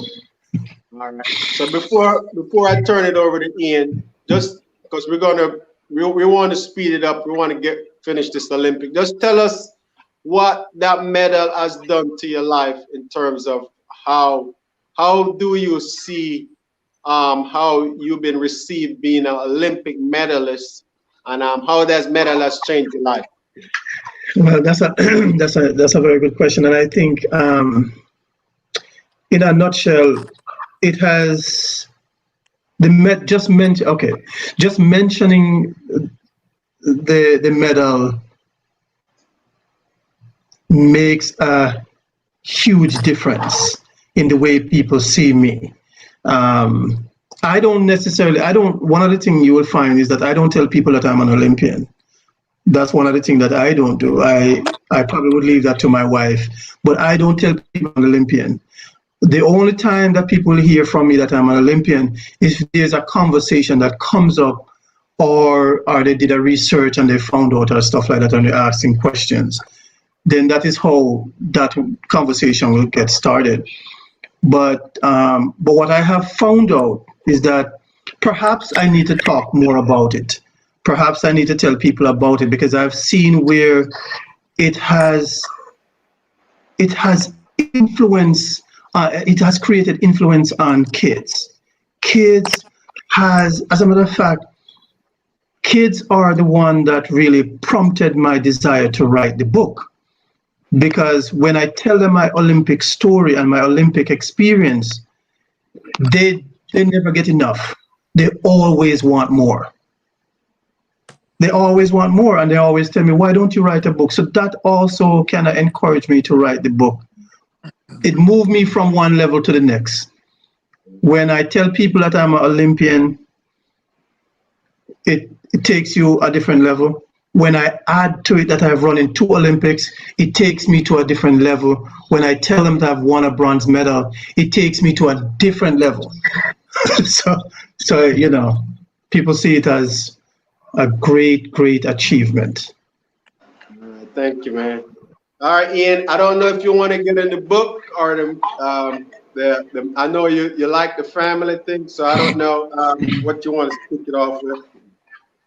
All right, Dennis, just this is something that we have heard this being said in many different ways, but I just put it this way: behind every champion,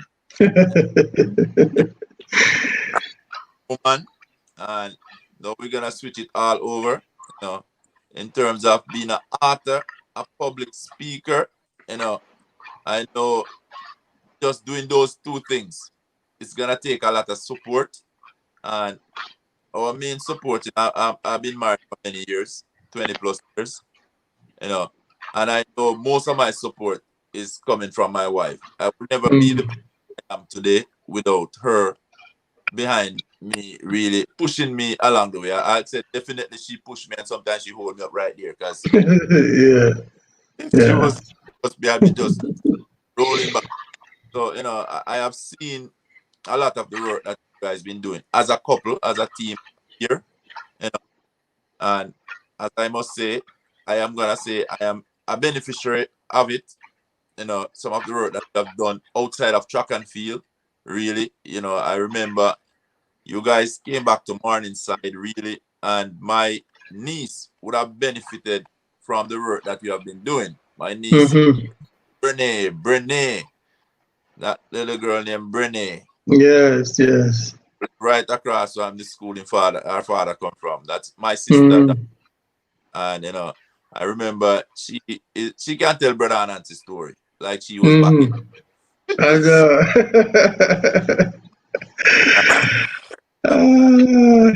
Wasn't there, but I heard that she basically had performed at Morningside, and you guys would have been like given a scholarship.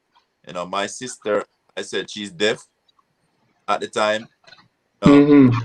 Overseas and a few. So, still struggling, find your way, doing a lot of things for self. And I'll say my sister, with her hearing disability, it have really affected her even getting a job. We know Jamaica, you have all going well for you here, foot, hand, everything functional. And it's hard for her, it's been struggling, and the father, similar thing. So when you guys came in and actually had given Brene a scholarship, and I see at the time, and to see her, she went into Hampton doing pretty well, and I know behind her, she talk about it, she love your wife different. She's like your wife is a mother to Brene. Yes. The house just to see Brene and bring things for Brene, because then she and Miss Barbara just stay in connect. I don't know. They're not giving somehow, and she have looked up to you guys, and I know wherever she is, she would and forever bring you and your wife wherever she goes because of what you have done for her. And you have not just done that for her, but it's something that I've seen you guys been doing across the island and further outreach. So I just want you to just tell us a little bit about you outside of the sports itself, the Olympics, all those. Just give us a little bit about Dennis and his wife, Miss Barbara, and the work that you guys been doing, you know. Yeah, we it started in 2012. My wife we had a daughter that had just graduated from school and she wanted to do backpacking. She said she wanted to do backpacking before she really started working, before she really gets settled. So she wanted to do Asia, as you know, Cambodia, all those places over there. And my wife said, "You ain't going alone. I'm going with you." So she decided that she's going to go with her. So they went on a 6-week backpacking. So they had to cut the trip short. And this is just a background information. They had to cut the trip short because I think they do it out of the 6, they do 4 because it was so overwhelming. The level of poverty, the level of just the whole thing that they have seen, how people treat other people. It was just too much for them and they decided to cut the trip short and come back.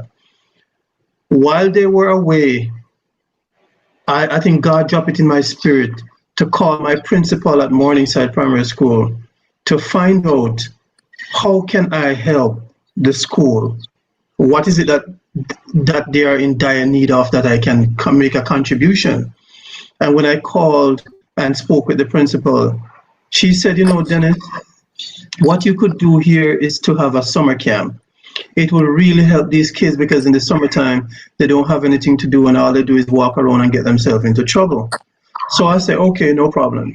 So I started planning, started thinking how we're going to go about it.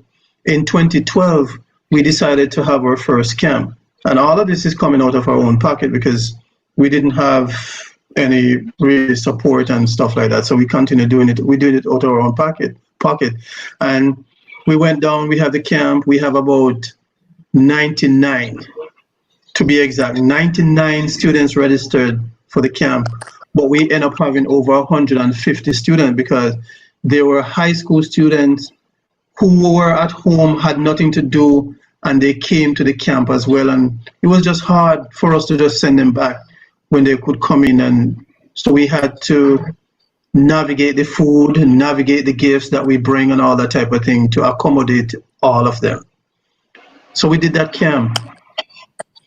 And then we started to, what we normally do is that we choose schools that are either in low income areas, schools that have issues, schools that are disenfranchised, those schools that people don't remember, those ones that are in the bushes somewhere. Those are the type of school that we are drawn to help. What we do, we bring down sports materials, we bring down school supplies, and we would ensure that all the kids get school supplies and all that type of thing. So that's what we've been doing. We did it in Jamaica, we did it in St. Elizabeth, we did it at Morningside Primary School, we did it at Kenwright Primary School in Port Antonio, we do it at Stony Hill Primary and All Age School in Kingston. We have launched out to do it in Africa. So we have gone to Liberia, and we have done it there in Liberia. When we went to Liberia, we had, our registration was 400 kids, was 300 kids. We had 400 kids turn up. It was hard for us to send them back. So we end up hosting the 400, and then we have more kids coming, and then we just couldn't take any more kids at that time. So that's what we've been doing in terms. We do a lot of I do gently use shoe drive. where I collect so many shoes. I mean, I just last year, I told the kids at school that, listen, I am doing a gently new and used school shoe drive, sneaker drive, and my goal is to raise 100, and I raised over 150 pair of shoes, and all those shoes were sent to Liberia.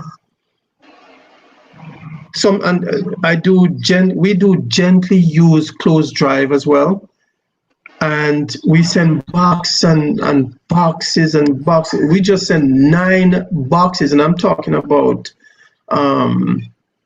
closet, U-Haul closet boxes. You know, those are bigger than maybe the barrel. 9 of those boxes we just sent to Liberia. And right now, if you look in our garage, we have so much prom dresses and all that type of thing there. It's just amazing, all the stuff that we have here. All right. Well, Ian, I think that we should go ahead and show this video just to let the viewers see a little bit of what, some of the work that Dennis doing, with his camp and his the foundation that him and his wife is working towards. So we got a video of the backpack drive and some of the things that you're doing that we're going to show a little clipping of it now to bear with us. Hello, beautiful family. How you doing? This is Ramon Ramsey. Today, I just want to encourage you to continue to believe in yourself. Sometimes because of the vicissitudes of life, or maybe just our social background, our families that we're born into, many times just because of the everyday hustle and bustle, the blows that life deals us, we have a tendency to just stop believing, stop dreaming. Sometimes it can be that we've shared so much with so many people and they just depleted us of our strength, depleted us of our dreams, our concepts, and our visions, our great ideas. Today I want to challenge you to get back in the ring. Get back in the ring of life. Get back in the ring of dreaming big, seeing yourself there. Allow that kid in you, that little boy, that little girl to dream again. And now with the level of maturity and experience that you've had, the information that you've gathered, put it to use. Execute that dream. Listen, it doesn't make a difference if anybody believes in you. You have to believe in yourself. I'll give you a short story, then I get right out of your way. Everyone, for the most part, those who know me, they know about my prison situation. And I can remember being in USP Atlanta with over 2,000 men. And 90+% of those men who had lengthy sentences, they had stopped believing, they had stopped dreaming. They would say things like, I'm in here doing my bit. I'm doing my time. This is my cell, and a lot of them had given up. They stopped dreaming about being free, being fathers, being husbands again, simply because the state that they were in. Me, on the other hand, I wanted to live. I was like, nah, I don't care what I did, what the judge said, what the government said. Man, I want to be free again.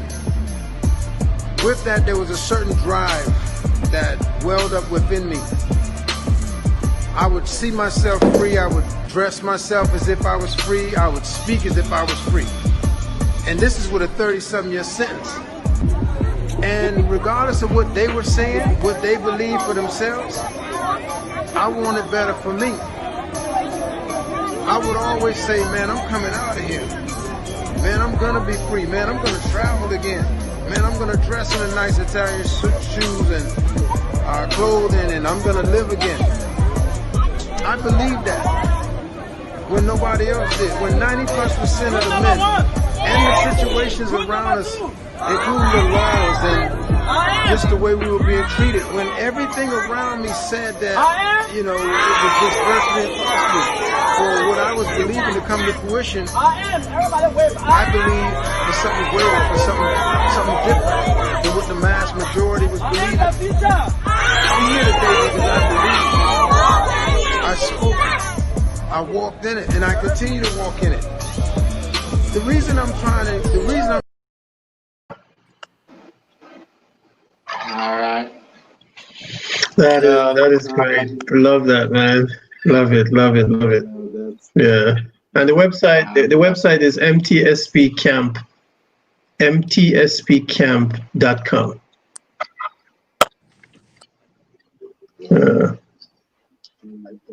So can you tell us what does that mean? The MTSP. the long Yeah, long version. yeah, the long version is mentoring through sports professionals.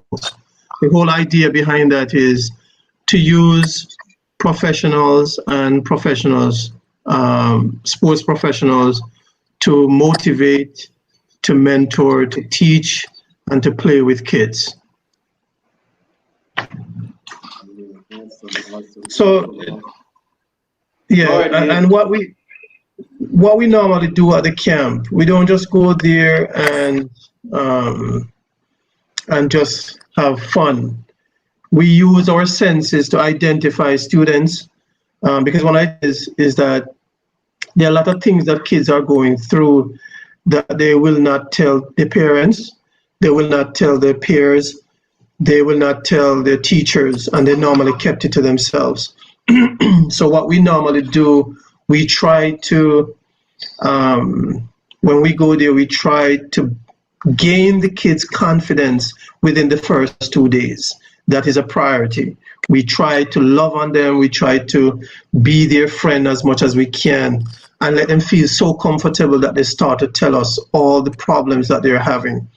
And what we do with those information, we pass those information on to the guidance counselor or to the principal.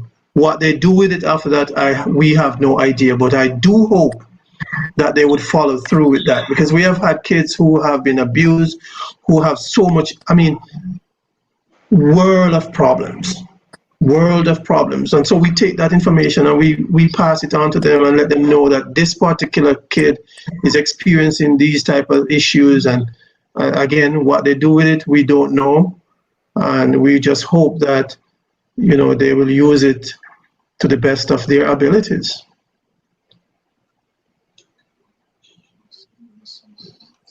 Yeah.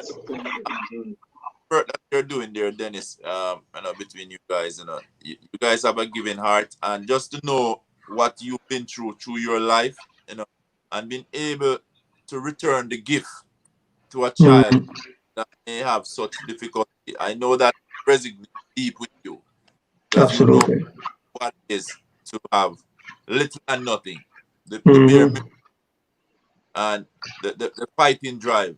And for you guys to do this mentoring through the sportsmanship and everything, and just being able, you just said, to play, at least bring a smile to somebody's face, smile that you make, and then you're going in, identifying situation that may be affecting these kids in terms of their learning process and so forth. That's so powerful, That's what I tell people. If you could change just one life, you don't have to change the entire world. But you guys going into Africa, you look 400 plus kids. That's tremendous help to this world. You imagine if you give the gift to those kids, and those kids are able to just give to one more kid when they grow up. What type of world we'll have? Continue this. So I wish more people would be like you, And we'll post the link when we're finished here, and the book. I can't wait to read the book, because the little time we have here, and to see how much you have inspire and motivate whoever is watching, who watched tonight, who's gonna watch tomorrow and years to come.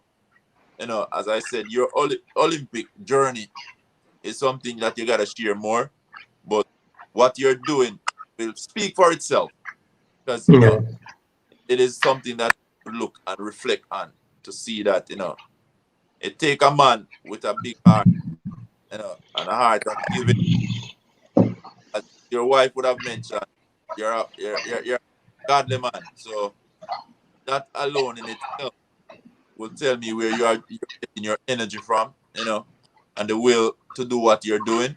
I just want to say to you, man, just do it, continue on the journey. I really appreciate everything that you've been doing out there, Thank you. All right. And I want to So say see you thanks. I want to say thanks on behalf of my wife too, because she's not here. But again, like Ian was saying, is that she one of the beauty about having someone like my wife is that she has the same type of passion that I have. She loved the Lord, and that is number one. She loved children. She loved to help people. So, it makes for a good synergy, good, Good yeah, team. good team. Yeah. So Dennis, I just want to highlight a few things about you. I know that you were blessed to celebrate the 50th birthday last week. And I just wanted to tell me real quick. I know I'll be there one day, but just how does it feel? Yeah. So now I'm seeing it. So Yeah. tell me how does 50 feel to you right now, and what should we expect from Dennis in the next 50 years? In the next 50 years. What I can, well, first of all, let's talk about 50. Yeah. My birthday was on the 6th of September, but I'm still celebrating my birthday until the end of the year. I don't, yeah. So I'm still in the celebration mode right up until the end of the year. I really give God the praise and the glory for allowing me to live to see 50, because not many people, not many of my peers can say this. They're not here, but to God be the glory. At 50, when I tell people that I'm 50, they don't believe me. They think I'm much younger than 50. I've heard so many different ages, but I'm 50 years old. And now, what is it for me after 50? My commitment is to love God more and to love people more, and to be able to do more for what we're doing in MTSP. It is now a passion, and I think that is what we are called to do, is to serve people. So in other words, we consider ourselves missionaries. We're missionaries for Christ. And so that is where we're heading now. And so after 50, that is what I am focusing on, is to continue to doing God's work by helping the needs of the people. Amen. That's awesome. As I said, I agree with everyone else that and I agree with you that it is a milestone, and it's just awesome to be able to to hit that milestone and still feel like you're not there. So it's awesome with that. So my other question to you, I know that your wife, wasn't on the platform, but I say you guys have done so much together.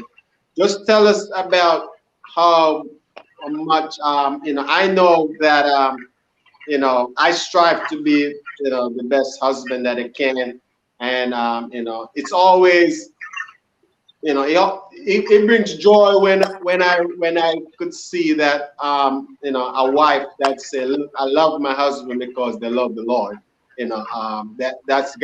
That's inspirational to me.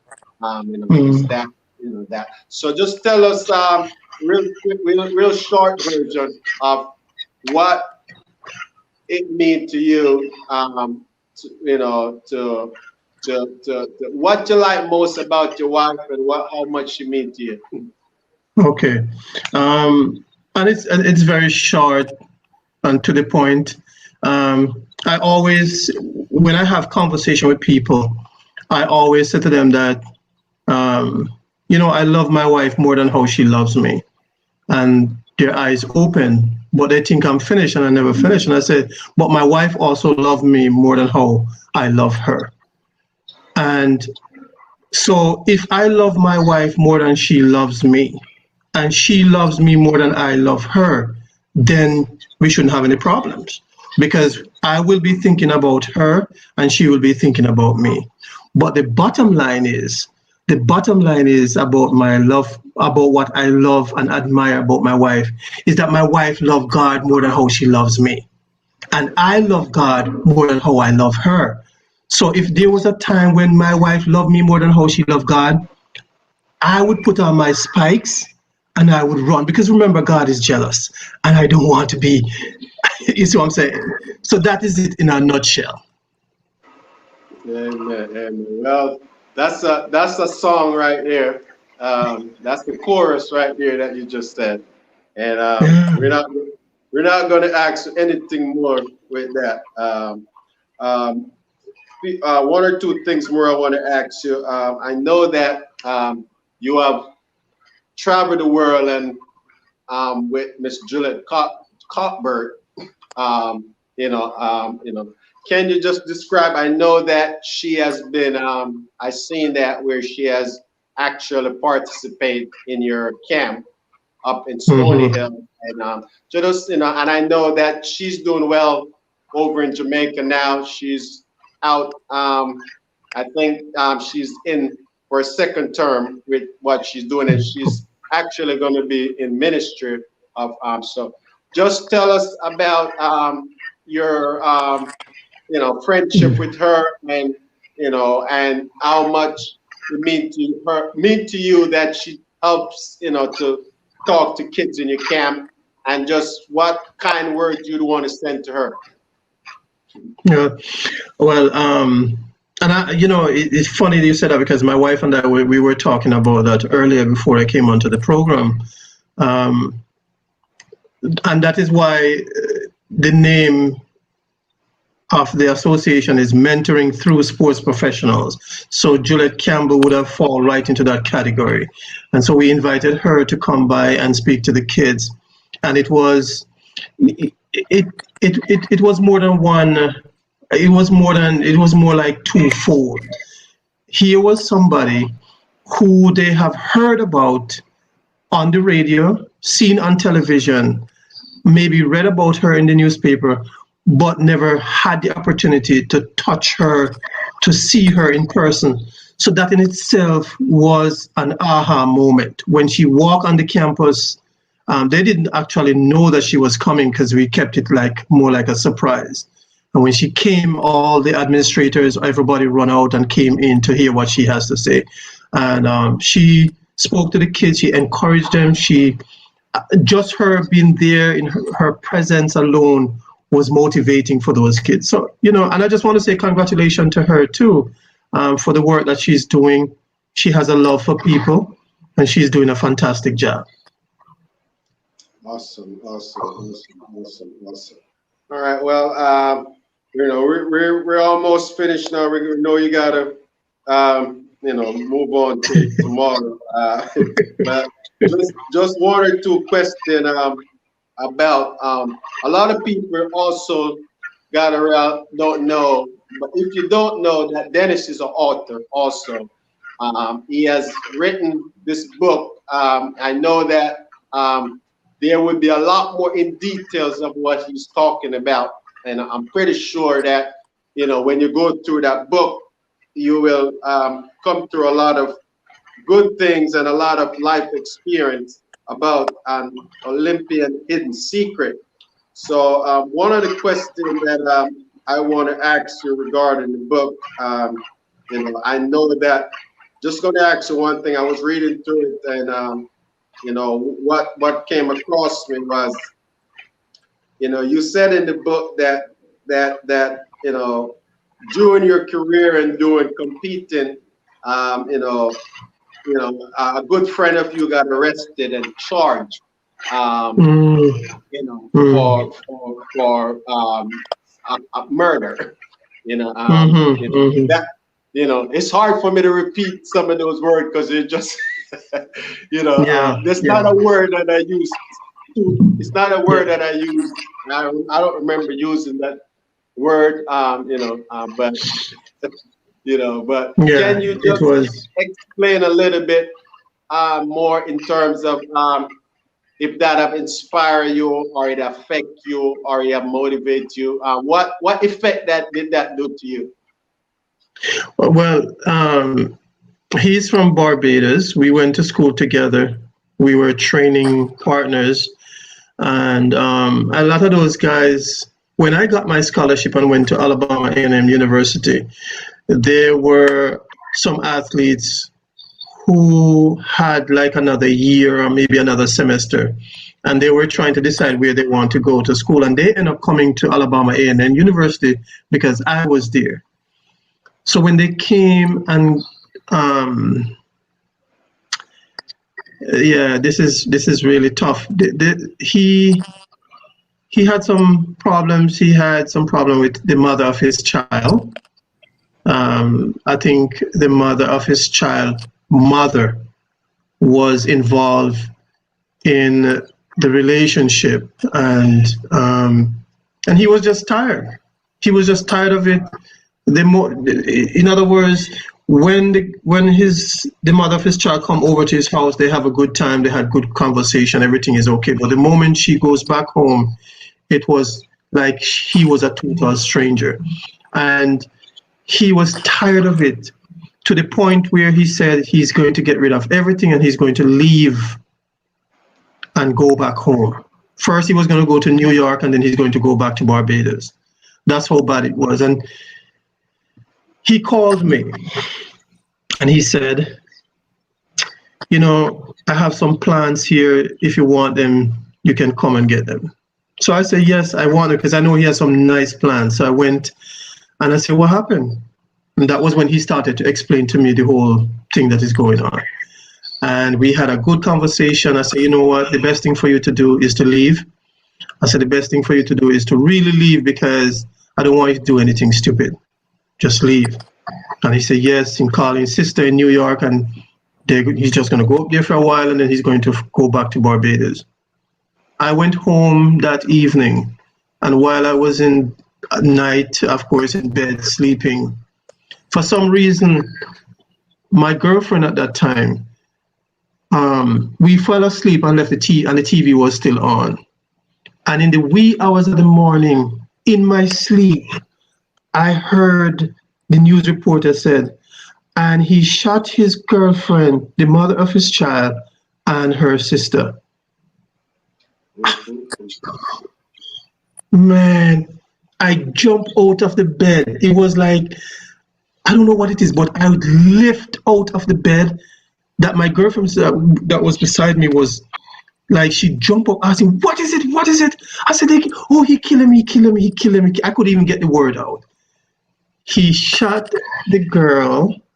Both of them came by his house with a box cutter knife, and he shot both of them and killed them.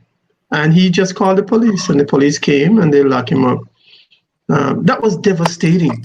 That was devastating because here I am. I just saw him and I said, listen, go home because I don't want you to do anything stupid. The best thing for you to do is to just leave. And then he just shot them, killed them. So that was one of those times that you wish you weren't around. You know what I mean? And I was supposed to be a character witness for him, but I was not available. But he got off the case. I think he spent 2 years in jail. He got off because he decided that he wanted to speak, and his lawyer let him speak. And when he speak, I guess he spoke the truth, and he won. So he got off the case, and he went back home to Barbados. So he's now in Barbados, and he's also an Olympian athlete. He's also an Olympian athlete as well. Okay. Well, guys, if you get a chance to check this book out, An Olympian Hidden Secret, a lot of we give you a little preview of some of what's in the book. I'm a Amazon guy, so I don't have a paper copy, but I have a Kindle copy. I do. I have it. I have it here. So I'm always go book. I go real quick and I buy the book. And I just download it to my phone and I have it. But it would be good to add to the collection. So any final thoughts, Ian? Well, basically wrapping up. I know Dennis, we have stretched you all the way here. You know, it's like a quarter mile. You know, I know it takes a lot out of you when you run such a race. You give it your all. So just want to give you a thumbs up and a big thank you for taking that time out to come on the platform and give us more than a quarter mile. You know, you run a quarter mile and you give us, your 400, you go back and run on the medley still. So, just want to say thank you for everything. At least one person have been a beneficiary. Message your journey, and they will be blessed and they'll use it to basically motivate themselves, to know that guess what, no matter the difficulties, if we dig deep within ourselves, we can make it. Don't let our circumstances get us down. Because Absolutely. here, both of you guys have a book. I have a book too. So you gotta write his book. And basically it's gonna be blessing to many people to come. And I encourage everybody out there that program, get the book, because this is somebody who have basically put together years of work, years of learning, and I know some great testimonies gonna be inside that book. And let us all see how we could join force with you, doing good, a force for good for the nation, because that's what you're doing, and work, help another. So really just want to say thank you overall for being here. I appreciate it. Thank you. Okay. I got 3 short questions for you, very quick. People that want to donate to your camp, how can they do that? They can go to mtspcamp.com. mtspcamp.com. And I just want to add, while you ask that question, is that we're always looking for volunteers. We're always looking for volunteers. We have had a volunteer that came with us to Africa from Jamaica, 1 from Atlanta, and 3 from here in Virginia. We had people reach out to us from Washington State. We have in Jamaica as well. We have people in Georgia. We have people in Florida. We have people in Texas that are reaching out to us for the next camp that we are going to have. It would have been this summer in same place in Liberia, but of course we couldn't go because of the virus. We hopefully next year we'll be able to do so. So we're always looking for volunteers. You will never regret it. You will never regret it, because it's such a great time that you have. We all have a great time, and we make it fun. We make it fun from the first airport to the last airport until we get to the camp. Yeah. Okay, so tell us exactly what time of year do you go for the camp for volunteers? The last week in July. Okay. So for example, the last week in July. When we went last year, we go a little bit early to get acclimated. The flight over there is so long and the time changes and stuff like that. So we go early to get acclimated. And then after that, after the camp is over, what we did last year, we flew over to Ghana and we do a tour of Ghana for 5 days, learn the history. And that's a whole other story. Learn the history and how they treat Black people back in the days of there. It's heartrending. So we educate ourselves while we're there, have fun, and that's how it is. Well, I love it. I love it. I love it. I wish that it's for me that I've been dreaming about doing a trip like that. The timing might not be the best thing for me in terms of how the summer goes for me. in terms of work, my high demand season. But I believe I would have loved to go on with a group of people and able to get in the community and meet the community. I don't want to go just to sit in a hotel and So I know that experience got to be great. Absolutely. Yeah. So the next question, I was supposed to actually almost slip away. How did you escape and you might have, how did you escape not doing the 400-meter hurdles at Steths? Knowing the history of Steths with, with my college. Yeah, perhaps if I had gone to Steths from 7th grade, I probably would have. But I didn't attend Steths from 7th grade. I went there, I only spent 2 years at Steths. So there weren't enough, I guess perhaps there weren't enough time to really groom me for the 400 hurdles. But I did run hurdles in junior college, and I also did it in college as well. Okay. Oh, see, I didn't know that too. I learned something else that I don't know. So that will bring me to my final question. What Dennis Blake is not good at? Just tell me. What I'm not good at? Yes. I'm not good at being fake. I'm not. I don't have time for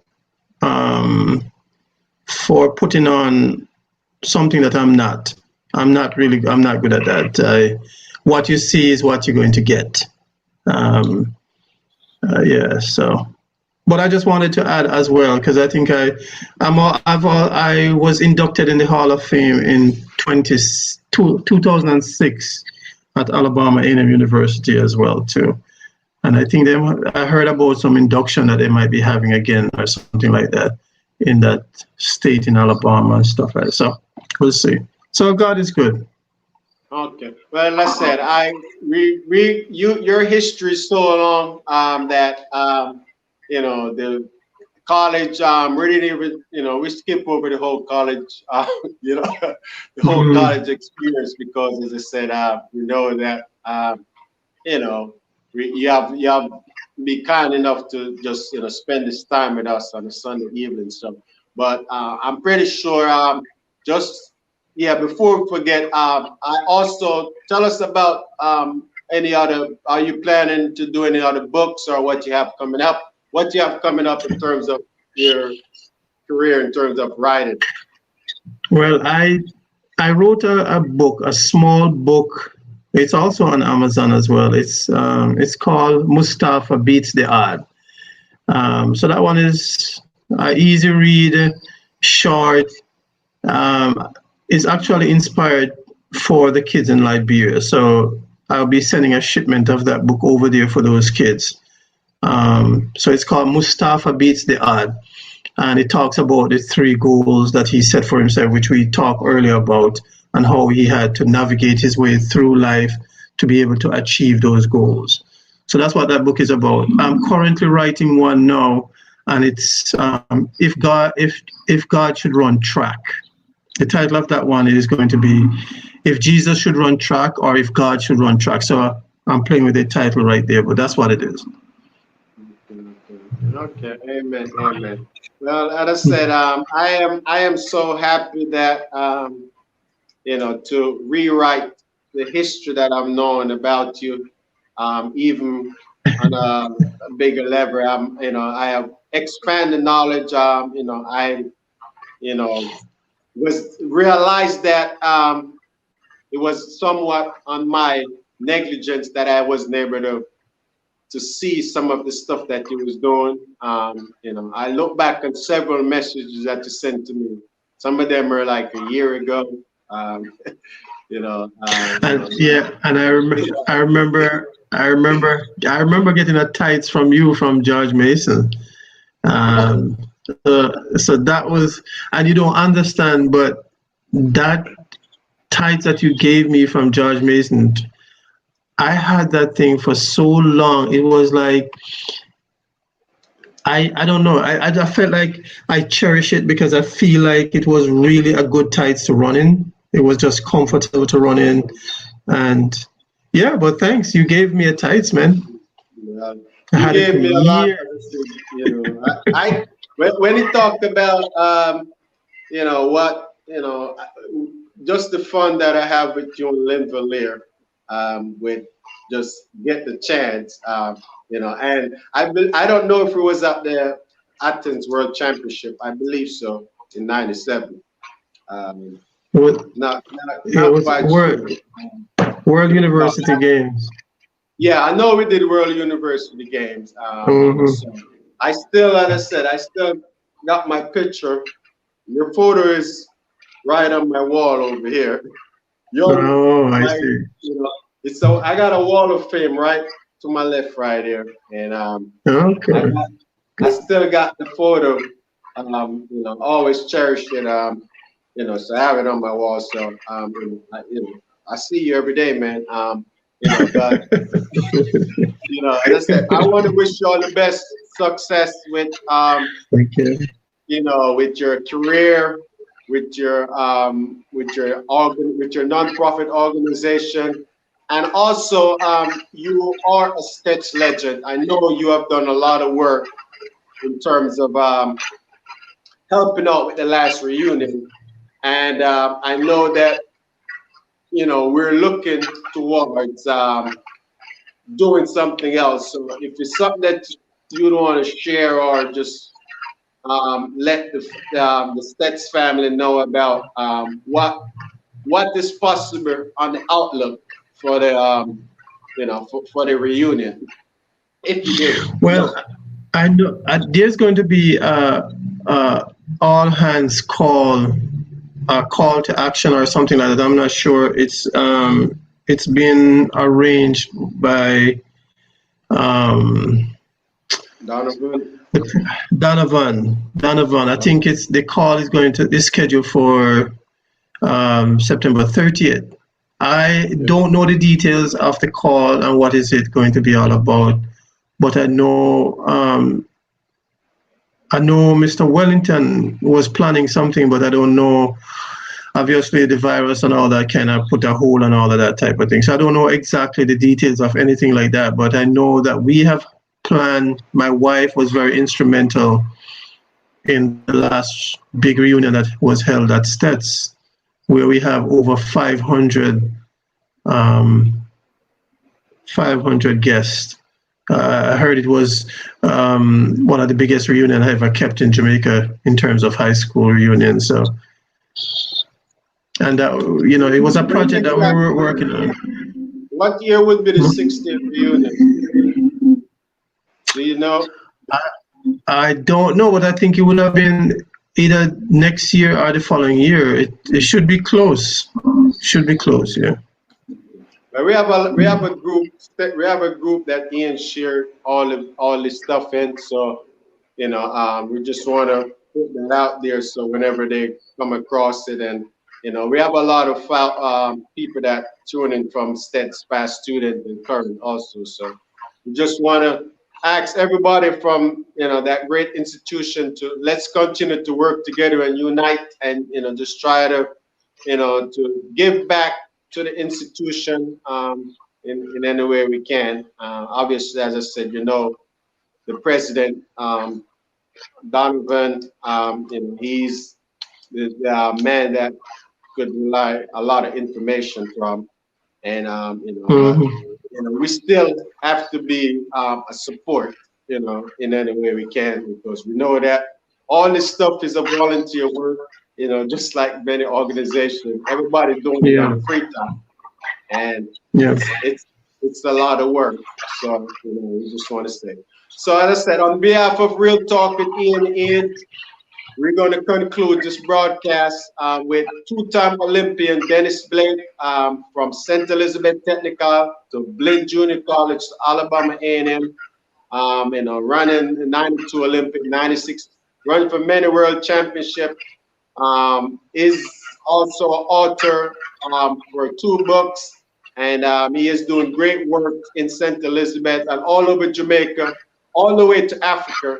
So, we're going to pray and hope that God will keep blessing him and his family, his wife, and all of his family, and everybody that anybody that he come across, and I hope that he's a blessing to them. We also know that he's an educator, so we just continue to walk well, Dennis, and just said, just all the best again, and we'll, we will continue to, once you come on our platform, we continue to share your stories forever. So anytime you do something, we're gonna follow you, because we're so proud of you that you gave us the opportunity. So we're gonna continue to highlight you, I appreciate anything that you do. So until then, I'm gonna close out one more time with your video. So after the video, we'll be ending. But so we're gonna close with the video. Hello, beautiful family. How you doing? This is Ramon Ramsey. Today, I just want to encourage you to continue to believe in yourself. Sometimes because of the vicissitudes of life, or maybe just our social background, our families that we're born into, many times just because of the everyday hustle and bustle, the blows that life deals us, we have a tendency to just stop believing, stop dreaming. Sometimes it can be that we've shared so much with so many people and they just depleted us of our strength, depleted us of our dreams, our concepts, and our visions, our great ideas. Today I want to challenge you to get back in the ring. Get back in the ring of life. Get back in the ring of dreaming big, seeing yourself there. Allow that kid in you, that little boy, that little girl, to dream again. And now with the level of maturity and experience that you've had, the information that you've gathered, put to use, execute that dream. Listen, it doesn't make a difference if anybody believes in you. You have to believe in yourself. I'll give you a short story, then I get right out of your way. Everyone, for the most part, those who know me, they know about my prison situation. And I can remember being in USP Atlanta with over 2,000 men. And 90+% of those men who had lengthy sentences, they had stopped believing, they had stopped dreaming. They would say things like, I'm in here doing my bit. I'm doing my time. This is my cell, and a lot of them had given up. They stopped dreaming about being free, being fathers, being husbands again, simply because the state that they were in. Me, on the other hand, I wanted to live. I was like, nah, I don't care what I did, what the judge said, what the government said. Man, I want to be free again. With that, there was a certain drive that welled up within me. I would see myself free. I would dress myself as if I was free. I would speak as if I was free. And this is with a 30-something-year sentence. And regardless of what they were saying, what they believed for themselves, I wanted better for me. I would always say, man, I'm coming out of here. Man, I'm gonna be free. Man, I'm gonna travel again. Man, I'm gonna dress in a nice Italian shoes and clothing, and I'm gonna live again. I believe that when nobody else did. When 90+% of the men and the situations around us, including the laws and just the way we were being treated, when everything around me said that, it was just virtually impossible for what I was believing to come to fruition, I believed for something greater, for something different than what the mass majority was believing. I'm here today because I believe. I spoke it. I walked in it, and I continue to walk in it. The reason I'm